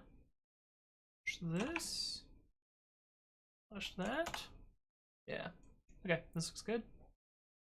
Okay, so things appear to still be working after upgrade, so that is good. JUTL test when I deploy. Let's see type racer in action. We already did one this stream, but if you get somebody to spend the points, I'll do another type racing.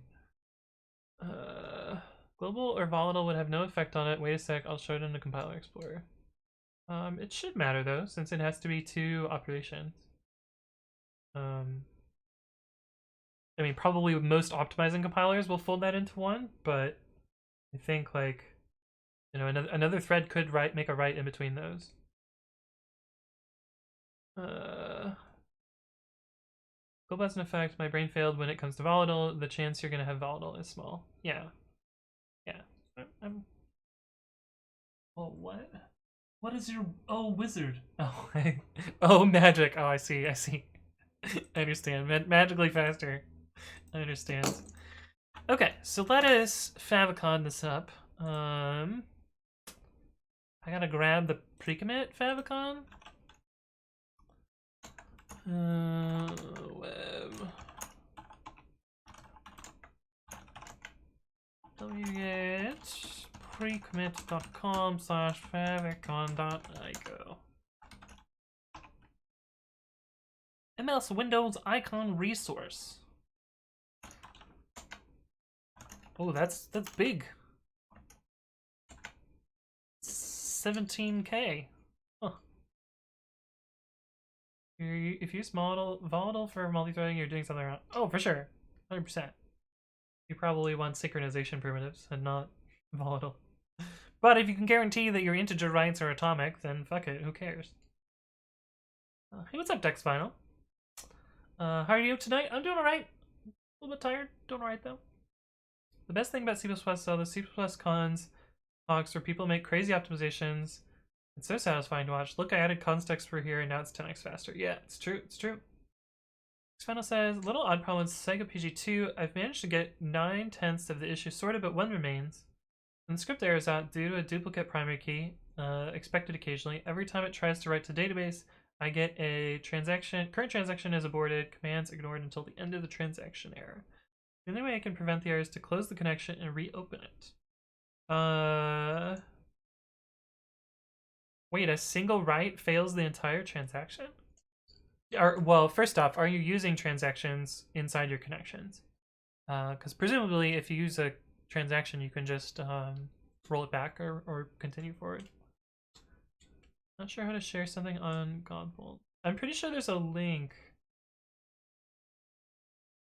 A link that you can share individual code gens. I'll try a rollback. I mean, you might need explicit with blocks to decide whether your transaction is a thing or not. It seems weird that it would poison the entire connection, though. My guess is that it's not being used completely correctly. But I also don't know. Because I have not...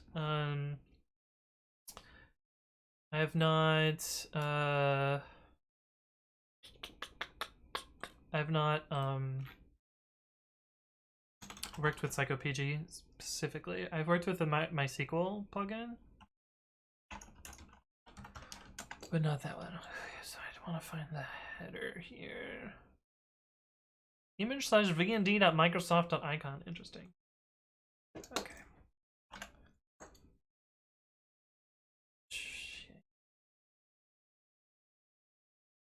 Yeah. Cool.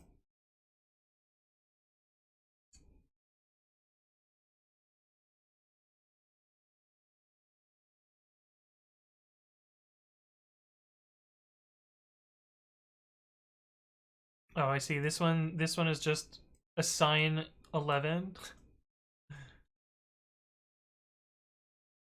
Cool. This is simple. How do you get to this mode? Because I'm always trying to look for this mode. I'm always having trouble finding it. Like, there's so many stupid buttons to click here. But anyway, cool. Neat. Novaglow says, is bang dollar only used for directories? Did I use bang dollar again? Where did I use it? Nope. I used it here for file names. So what bang dollar does is it expands to the last segment of the previous command.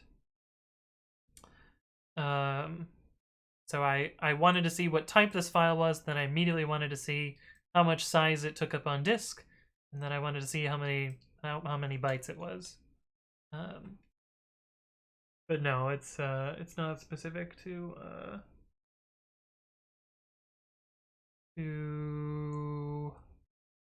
directory. Hit Control Alt E. Oh yeah, Control Alt E will expand the. Kayla actually showed me that.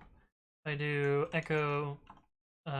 Wait, bang dollar, and then I do Control Alt E. Oh, the last segment was dev null apparently. But yeah, like if you bang bang and then Control Alt D, it will expand out that alias as well. But yeah.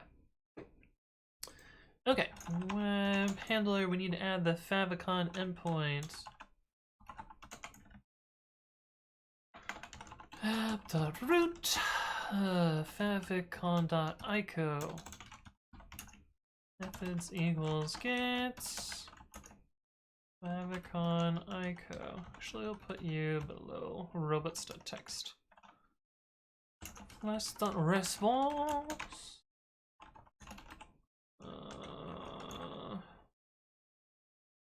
I wonder if there's like a Flask response from file.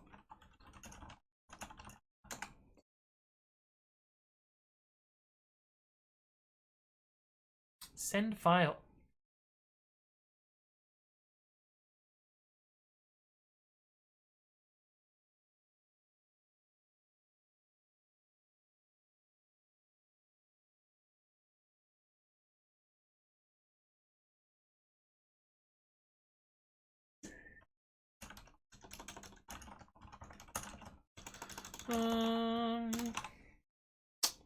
Language system with repo local.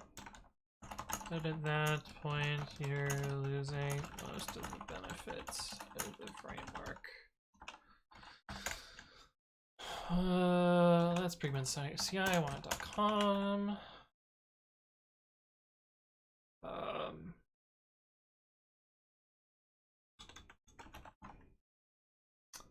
Language system.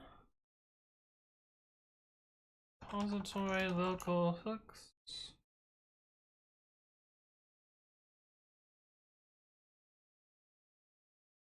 Okay, sorry. Got distracted. File name or file pointer?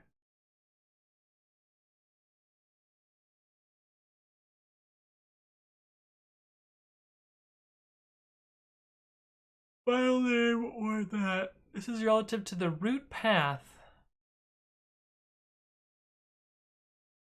What is the root path?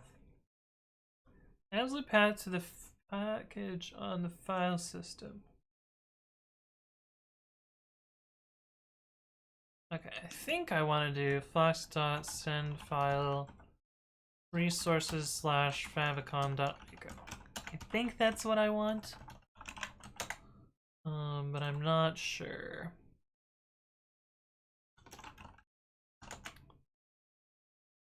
It'd be great if I could spell. Ico. Hey, okay, that appears to work. Cool. Also, so fun in C++ that they're gonna deprecate a lot of uses for it, like for people who pass a parameter as volatile. Wait, you can have a volatile parameter? I like to make main volatile. Oh no. Looking good today, Noodle? Yeah, Noodle is standing tall today. But this appears to look good. Let's see what happens if we curl. Oh man, I made the same typo again. Let's see what the headers look like here. Do we get the right? Yeah, VND Microsoft.icon. Cool. Pretty neato. Okay, I think that's all we need here. Git add web, git add the shoe. Make sure I didn't make a change on my other computer. Add favicon for results. Oh, we can just do add favicon. Yeah. Allowed for now. I need a hardware mapped parameter. Oh, I see. This is Anthony IRL. What am I? Am I this? Yeah, I am the Shreepa Eevee. It's true. Neato has to be the whitest word ever. Yeah, I'm guilty. Guilty as charged. Alright. So in theory, this won't cause me to drop frames. In theory. Not this command, but the next command. Deploy. Please no drop frames. Please. Come on. Yes. Okay, cool. Cool. No, I don't want to print. Results dev.pre-commit.ci. These have favicon now? Hey! Look at this! That little favicon! It works! Let me make sure that we can still do all the things that we want to be able to do here. Github, copy and paste. Sure, login still works because we did change that. Click through a few of these pages. Make sure the runs still work. I know, I'm doing more manual stuff than I should. But yeah, okay, that looks good. So let's do prod now. And prod. M2DevNet says lambda question. I'm working on an AWS photo app and want to have a lambda job that listens for new images to be uploaded to S3. One action will be resizing the quest, creating thumbnails for one, and one for getting metadata. Should I make one function or two? And if two, should they be in the same project or separate? I would probably make them separate objects that way, or separate jobs. That way you can scale them independently. And since they're different work. That said, resizing and getting the metadata is often really easy to do in the same project because you're already loading the full image into memory. And you know, for instance, the way Yelp stored EXIF data was part of the thumbnailing job, so it would thumbnail and then store the EXIF right next to the thumbnails, and so it was all in one job. But you could organize it either way. I would, if I needed to do it for something small like pre-commit.ci, I would just do it all in one job. Because the metadata stuff is going to be cheap. If you need to do additional processing based on metadata, I would split it out. And whether they're the same project or different depends on how your organization organizes applications. Like if you're hardcore microservices, you would probably split it out. If you're like, you know, microliths kind of deal, maybe it's fine together. If it's monorepo, they're going to be together. But yeah. Not as white as that shirt. Yeah, this shirt is super white. Part of it is the softbox lights, which actually like completely ruins the rest of the lighting in my room because my camera is adjusting for how bright this shirt is. It's not actually that white. I mean, it's pretty white, but it's not actually that white. Partially see-through shirt. Is it partially see-through?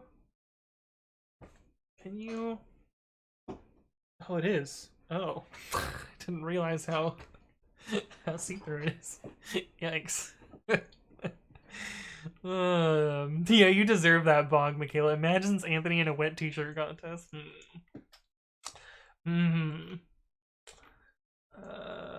Yeah, no problem, Dex. Happy to help.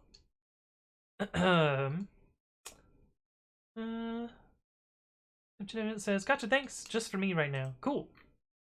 Oh, you have 3 nipples too. Too many buttons, but where are the gift subs? Right, Michaela? Okay, cool. So that's the first part of this. Have I taken 1 break or 2 breaks today, chat? I don't know. Can't remember whether I've gotten my second water break or not, or if I'm really lacking on the water drinking. Taika Tempo, thank you for the follow. Welcome to the stream. I've only done 1. Okay, yeah, I gotta take another water break. All right, I'll be right back. I will see you in a bit.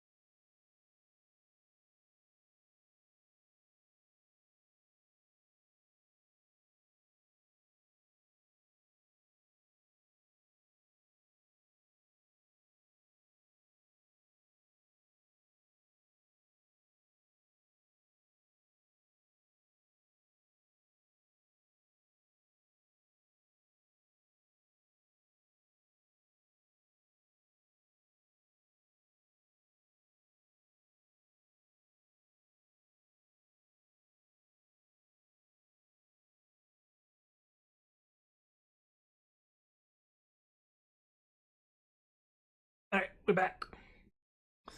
Okay, so that checks off one of the things on our to-do list, which is favicon. Oh, I wanted to show you guys what I finished up. So last stream we were working on getting scale down working, and we wrote a bit of code, but I didn't have time to deploy it, so we didn't quite finish it up. Runner worker. So we essentially wrote this little bit of code here. If the auto-scaling instance is, if the current instance is terminating, then we will complete the lifecycle action and exit the script. So this is basically, you know, start shutdown, and then when it finishes the current run, it'll shut down. JT Eagles jump to kitchen if thirsty. Yeah. Boss says gotta go to sleep. See you, beautiful people. Well, thank you for stopping by. It's always good to have you. So I want to show you this in action because I did get it working. Easy to describe instances.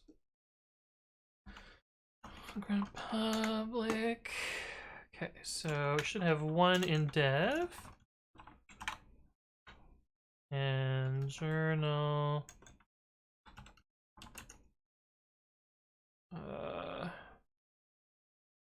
Should I forget whether I can show you this or whether it shows credentials? I guess I'll make the window narrow. I mean, if it leaks the credentials, it's not a huge deal because it's just, oh, looks like this box just started up. Oh, cool. Wait, why is this so new? Up 1 day. This script must have crashed? Oh, I think I want -f. Yeah, that makes more sense.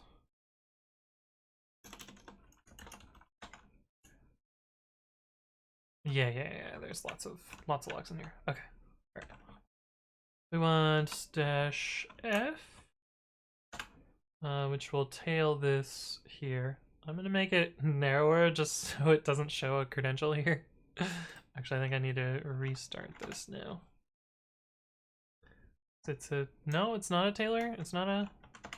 Well, fuck it. If it shows a credential, it's not a huge deal, because it's the testing repository for my other user. I do need to figure out how to make it not spill the credentials into the log files. It's probably some option in systemd. I just don't know what it is.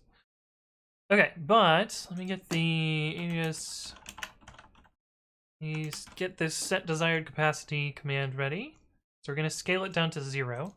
But I need to start a job. And I picked this particularly slow one here.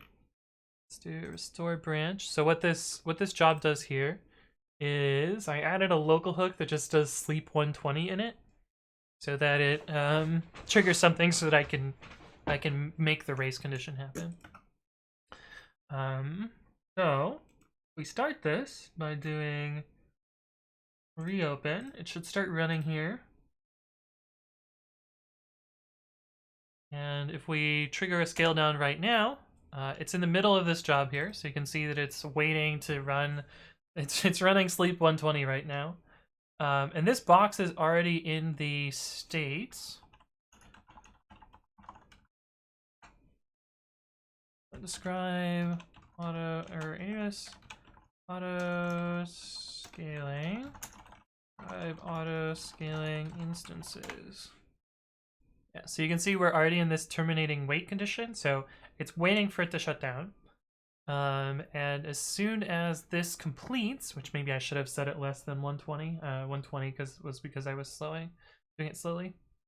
Sleep infinity greater than sleep 420 greater than sleep 120. So the thing is, sleep 420 would have timed out the job, so that's why I picked 120, because it was somewhere less than 180. Kibika says, damn it, I was about to suggest sleeping for 7 minutes. That's funny. So close. So close though, Kanbiko. I think Anthony could use more than 7 minutes of sleepies. Oh yeah, 100%. 100%. Okay, so eventually this job will finish. Yeah. I didn't pick 120 with live demoing in mind. Probably should have picked like 60. It would have been slow enough that I could catch the race, but fast enough that I'm not just sitting here stalling for time waiting for this to finish. It should be pretty close now. We're like a minute and 40 in, so we should have like 20 more seconds until it goes. Assuming my clock is synchronized. All right, 15, 14, 13, 12, 11. Interacting the chat. Yeah, there we go. New 404. Entertain us, streamer boy. I don't know what that was. That was me entertaining. Is that sleep in seconds? Just a demo. Just for demoing. Okay, cool. So you can see here, it finished. So it waited for this job to complete. And then, this. What is that command? Oh, this is the, check if there's a diff command. Yeah. Oh no, this is delete a directory command. Yeah. Yeah, but then you can see here that, you know, this job completed, and then it exited the systemd service, and it also marked that instance as shutdownable, and so it shut down the instance. So it waited until it finished there. But yeah, that's what we worked on last time, and here's it working, which is pretty cool. But yeah, if we set desired capacity back to 1, so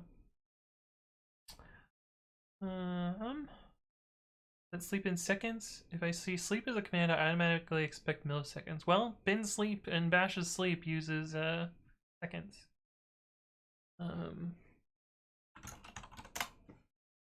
Pause for number seconds. Suffix maybe S for seconds the default. You could sleep for days? Wow.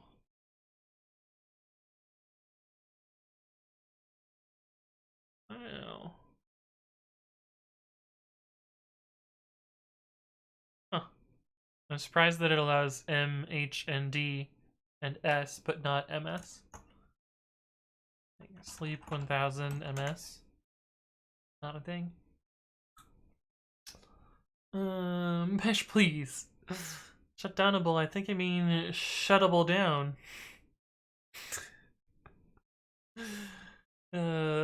Anthony's seriously thinking about sleeping for a few days right now. No, it's true. It's true. I am indeed thinking about sleeping for a few days. But anyway, that works. I wanted to show you guys that. And so now I can implement the auto scaling part of this.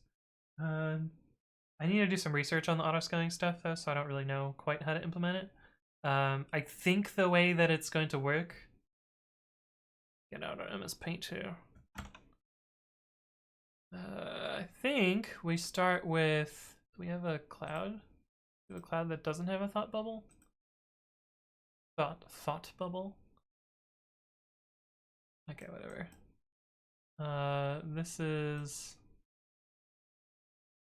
I don't remember what it's called now, but it used to be called CloudWatch Events. You can do a periodic trigger. Oops, I don't want a curvy line. Normal arrow. Periodic trigger. 1 minute? I think this is the minimum that you can trigger it for. And then... Oh, that's arbitrary shape. I thought it was gonna make me a lambda. We'll pretend this is lambda. Then you would have a lambda, which, I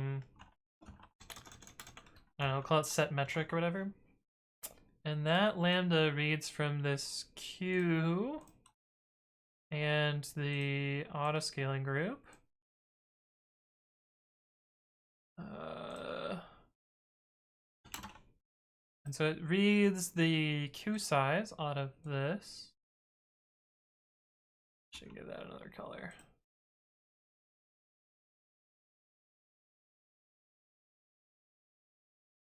Oh no, I made it curvy. That's not what I want to do. So reads the outstanding queue size. It's queue size. Get queue backlog. And then it does another API request to the ASG to get the ASG size. Get ASG size. And then after that, it writes to CloudWatch metrics. Where's another thought bubble?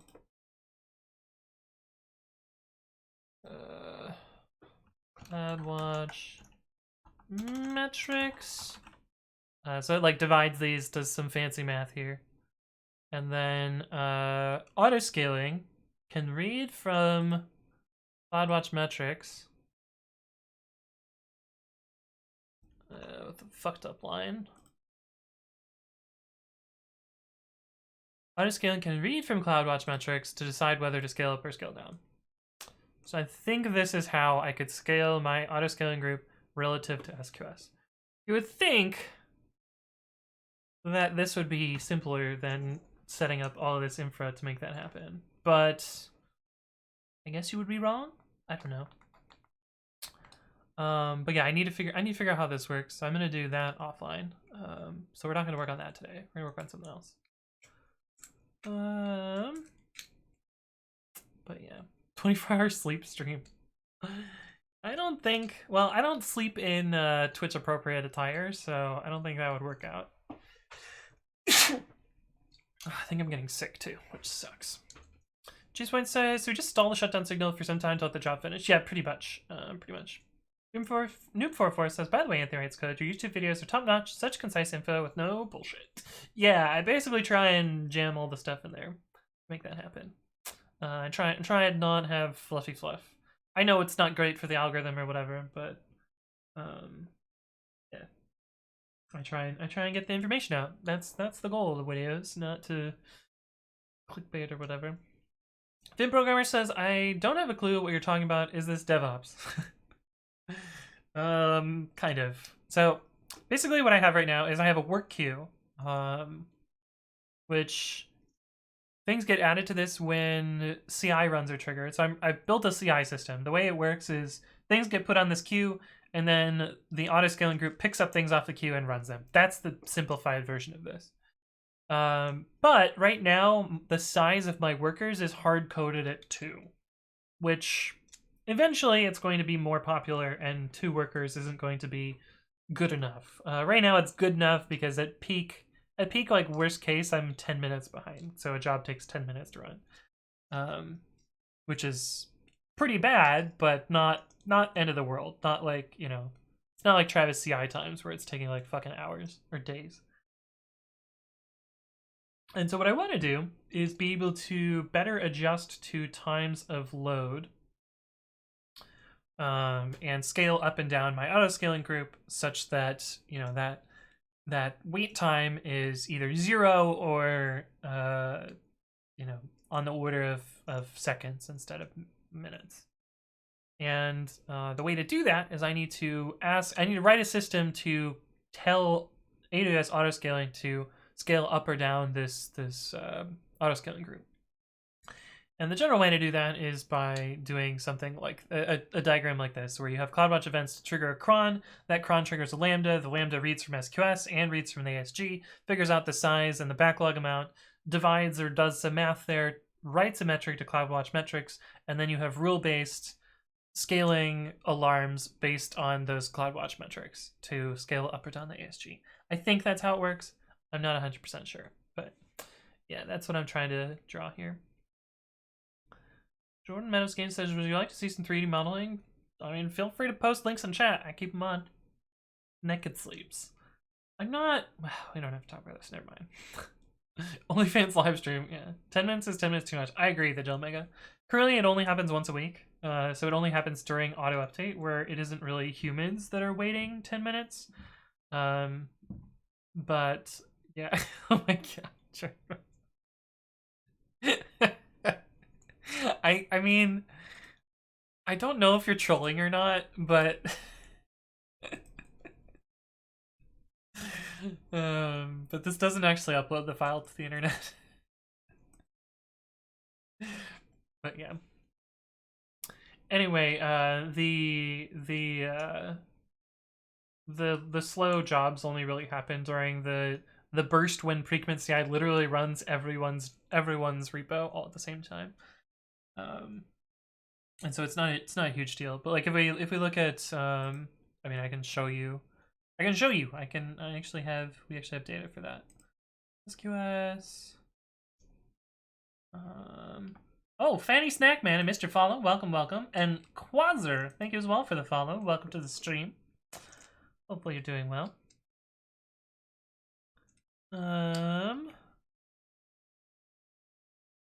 Monitoring. And yeah, this is the graph that's important. So view in metrics. So age of oldest item is, you know, the absolute worst case before it starts. So this took 90 seconds backed up. And this is probably because a bunch of patches got merged all at the same time in the same repository. This could also be because one person went over their quota, so this doesn't necessarily represent the actual worst case. But if we look at 3 days back, on Monday, 2:03. No, it's on Wednesday. Someone must have just merged a bunch of stuff. So this was 10 minutes back. This is probably all one person's repository. But this is the spike that I'm worried about improving, is this spike right here. This is when the auto updater ran. But I should be able to flatten all these out by auto scanning a little bit. That'll work. It says here's a file.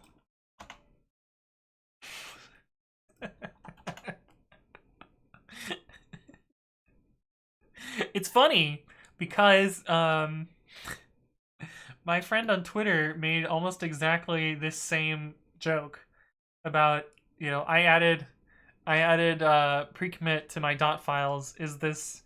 Um is this a CI? But yeah, it's a good one. I like it. Remember I mentioned what animal streams are? Seems there's also a giraffe and penguin stream. Huh, cool. Pastor says, I'm interested in your keyboard. Thank you, Kenbiko. Ah, Jordan Meadows Games is now linked to the actual file. Ooh, neat. I don't know anything about 3D modeling, but this looks cool. I'm doing some sort of storefronty house building thing. Pretty cool, pretty cool. But yeah, I need to make this mountain spike better. Zoom in on it. Look at what happened here. Yeah, so this is during the auto update, which starts at 420. So it starts right here, and then you can see, and then the auto update ends at. The auto update actually ends right here usually, right there, so right before the squeeze. But yeah, and then it falls off and it's done. This is me merging. This is me merging all my pull requests at the same time, so that's there's additional spike there. The MOTD is still set to the otaku thing. That's so funny. Hey, what's up, the Devil Kid? How's it going? That's the Haunted Mansion. Oh, from Luigi. Nice. Cool. New Performance says Vape Nation. Oh, wait. Is it this way or is it this way? This way. Vape Nation. Get the Jordan fans in here. See you next time. Cool. Well, thank you for stopping by. I'll see you around. Also, meerkats. The name doesn't make sense though, since the name comes from Dutch, and in Dutch it means lake cats. Huh. Interesting. But anyway, this is the thing that I want to improve. Let's see. What do we want to work on next? What is the proper way of opening a file, reading its contents, changing them, and overwriting the file? I'm trying to remove IPs from a log file on rotation. So it depends how correct or what constraints you have. If you are a single process, like you don't expect multiple readers to that particular file, and you can, you know, potentially leave that file in an intermediate state where a reader could potentially read the file and, you know, have garbage bytes in it. You're probably fine to read it in read plus mode, which allows you to seek around in the file, write bytes, and then truncate, and then be done with it. The other way that you would do it, or the safer way, the way that makes it so a reader sees it atomically, is to open the file, write a file next to it that's a temporary file, and then replace the original file with your new temporary file. That way the operation appears atomic. But it depends on the constraints of your system and like how much you care about actual atomicity on these particular logs. Maybe a better idea. Maybe a different idea is to make your input and output a different file and just remove the input when you're done. The two other animals that come from Dutch, aardvark, which means earth pig, and wildebeest. Wild beast, we call them no in Dutch. Oh. Does earth pig imply the existence of water pig and air pig? And fire pig. Why do you have... Oh, that must be set UID. Yeah. F user mount 3. And a broken symlink. Oh, right. I hope somebody report this to Debian. What are you? Dot lock file. Why do you have a funny color? Is that set GID? Is that what the yellow is?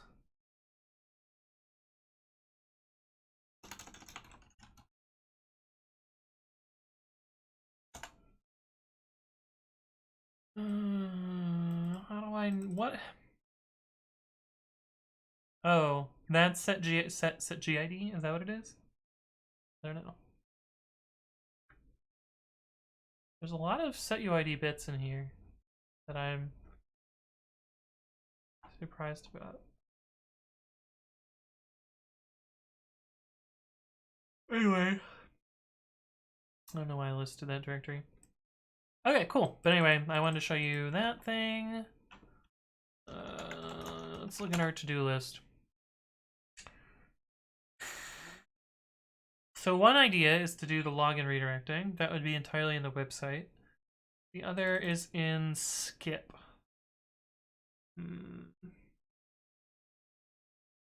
Ethan says, "Oh, user bin.lockfile." Wait, what does it do? I don't actually know what it does. Oh, I was reading it though. Man.lockfile. Utility to manage log files. Reliably create, test, and remove log files. Creates log files reliably on local and NFS systems.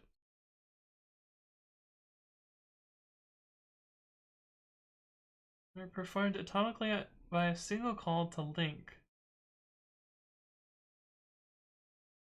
Is installed with the attribute setGID.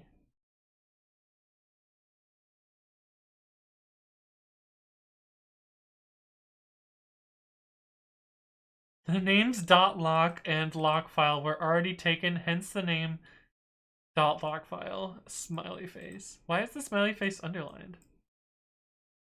The underline on the smiley face kind of ruins it, not gonna lie.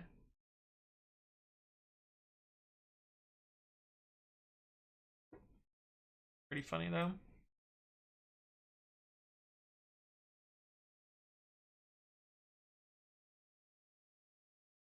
Why is it called dot though? Where's the dot come from? Oh, because it literally makes a file with a dot in the front of it. Interesting. Okay. Anyway. I thought something was going wrong with it. No, I was just curious because it had a funny color. Alright, let's look at implementing this. Oh, no, actually, that's not. Oh. I think I'm just gonna take a nap, to be honest. This requires a lot of work, so I need to do a couple things to set this up. The first is I need a configuration reading slash parsing slash validating for pre-commit.ci. So I've already set aside a place in the actual pre-commit config for this, but I kind of want to have a public validator for this so that people can check that their configurations are correct. Then once I have that, I need to, well, this is the big part of this. This other part is not so bad. It's really just like, you know, parse the CI config, display it in a step in the run output, and then use that to set skip equals when running. It's like that part's not too bad. But yeah. Next up, we'll have dot.lock file and dot.lock. Yeah. Sleep time. Yeah, I need to take a nap. So I think what's actually gonna happen now is I'm going to go lay down and take a nap. What do you think about Terry A. Davis? Says Emma Pastrana. I feel like we looked up Terry A. Davis before and I didn't know who they were. Terry A. Davis. Temple, oh, the Temple West person. I don't know. I don't have any particular opinions about them. I don't know. I don't know them. But anyway, I think that's gonna wrap us up for today. Sorry for the shorter stream. I didn't get enough sleep last night, so I need to take a nap. But my name is Anthony. You can check out my previous content at youtube.com/AnthonyWritesCode, where I upload a daily educational video. I also upload my previous streams, so you can check those out as well. I normally stream Monday, Wednesday, Friday, Saturday, so I will see you tomorrow for tomorrow's stream. I announce my streams in two places. One of those is twitter.com/codewithanthony, where, you know, I basically say what I'm going to work on, and we actually worked on that today, which is cool. And I also announced them on the Discord, which you are all free to join. It is a cool little programming community. There's a beginners channel if you want to ask questions about programming. There's also some pretty good memes. There's a lot of smart people that can answer your questions as well. So check that out as well. Please join the Discord. Trying to get to Discord partner. I'm very close. I need like 9 more active users or something like that to get over the threshold. But pretty close. But anyway, thank you all for stopping by, and let's go find someone to raid.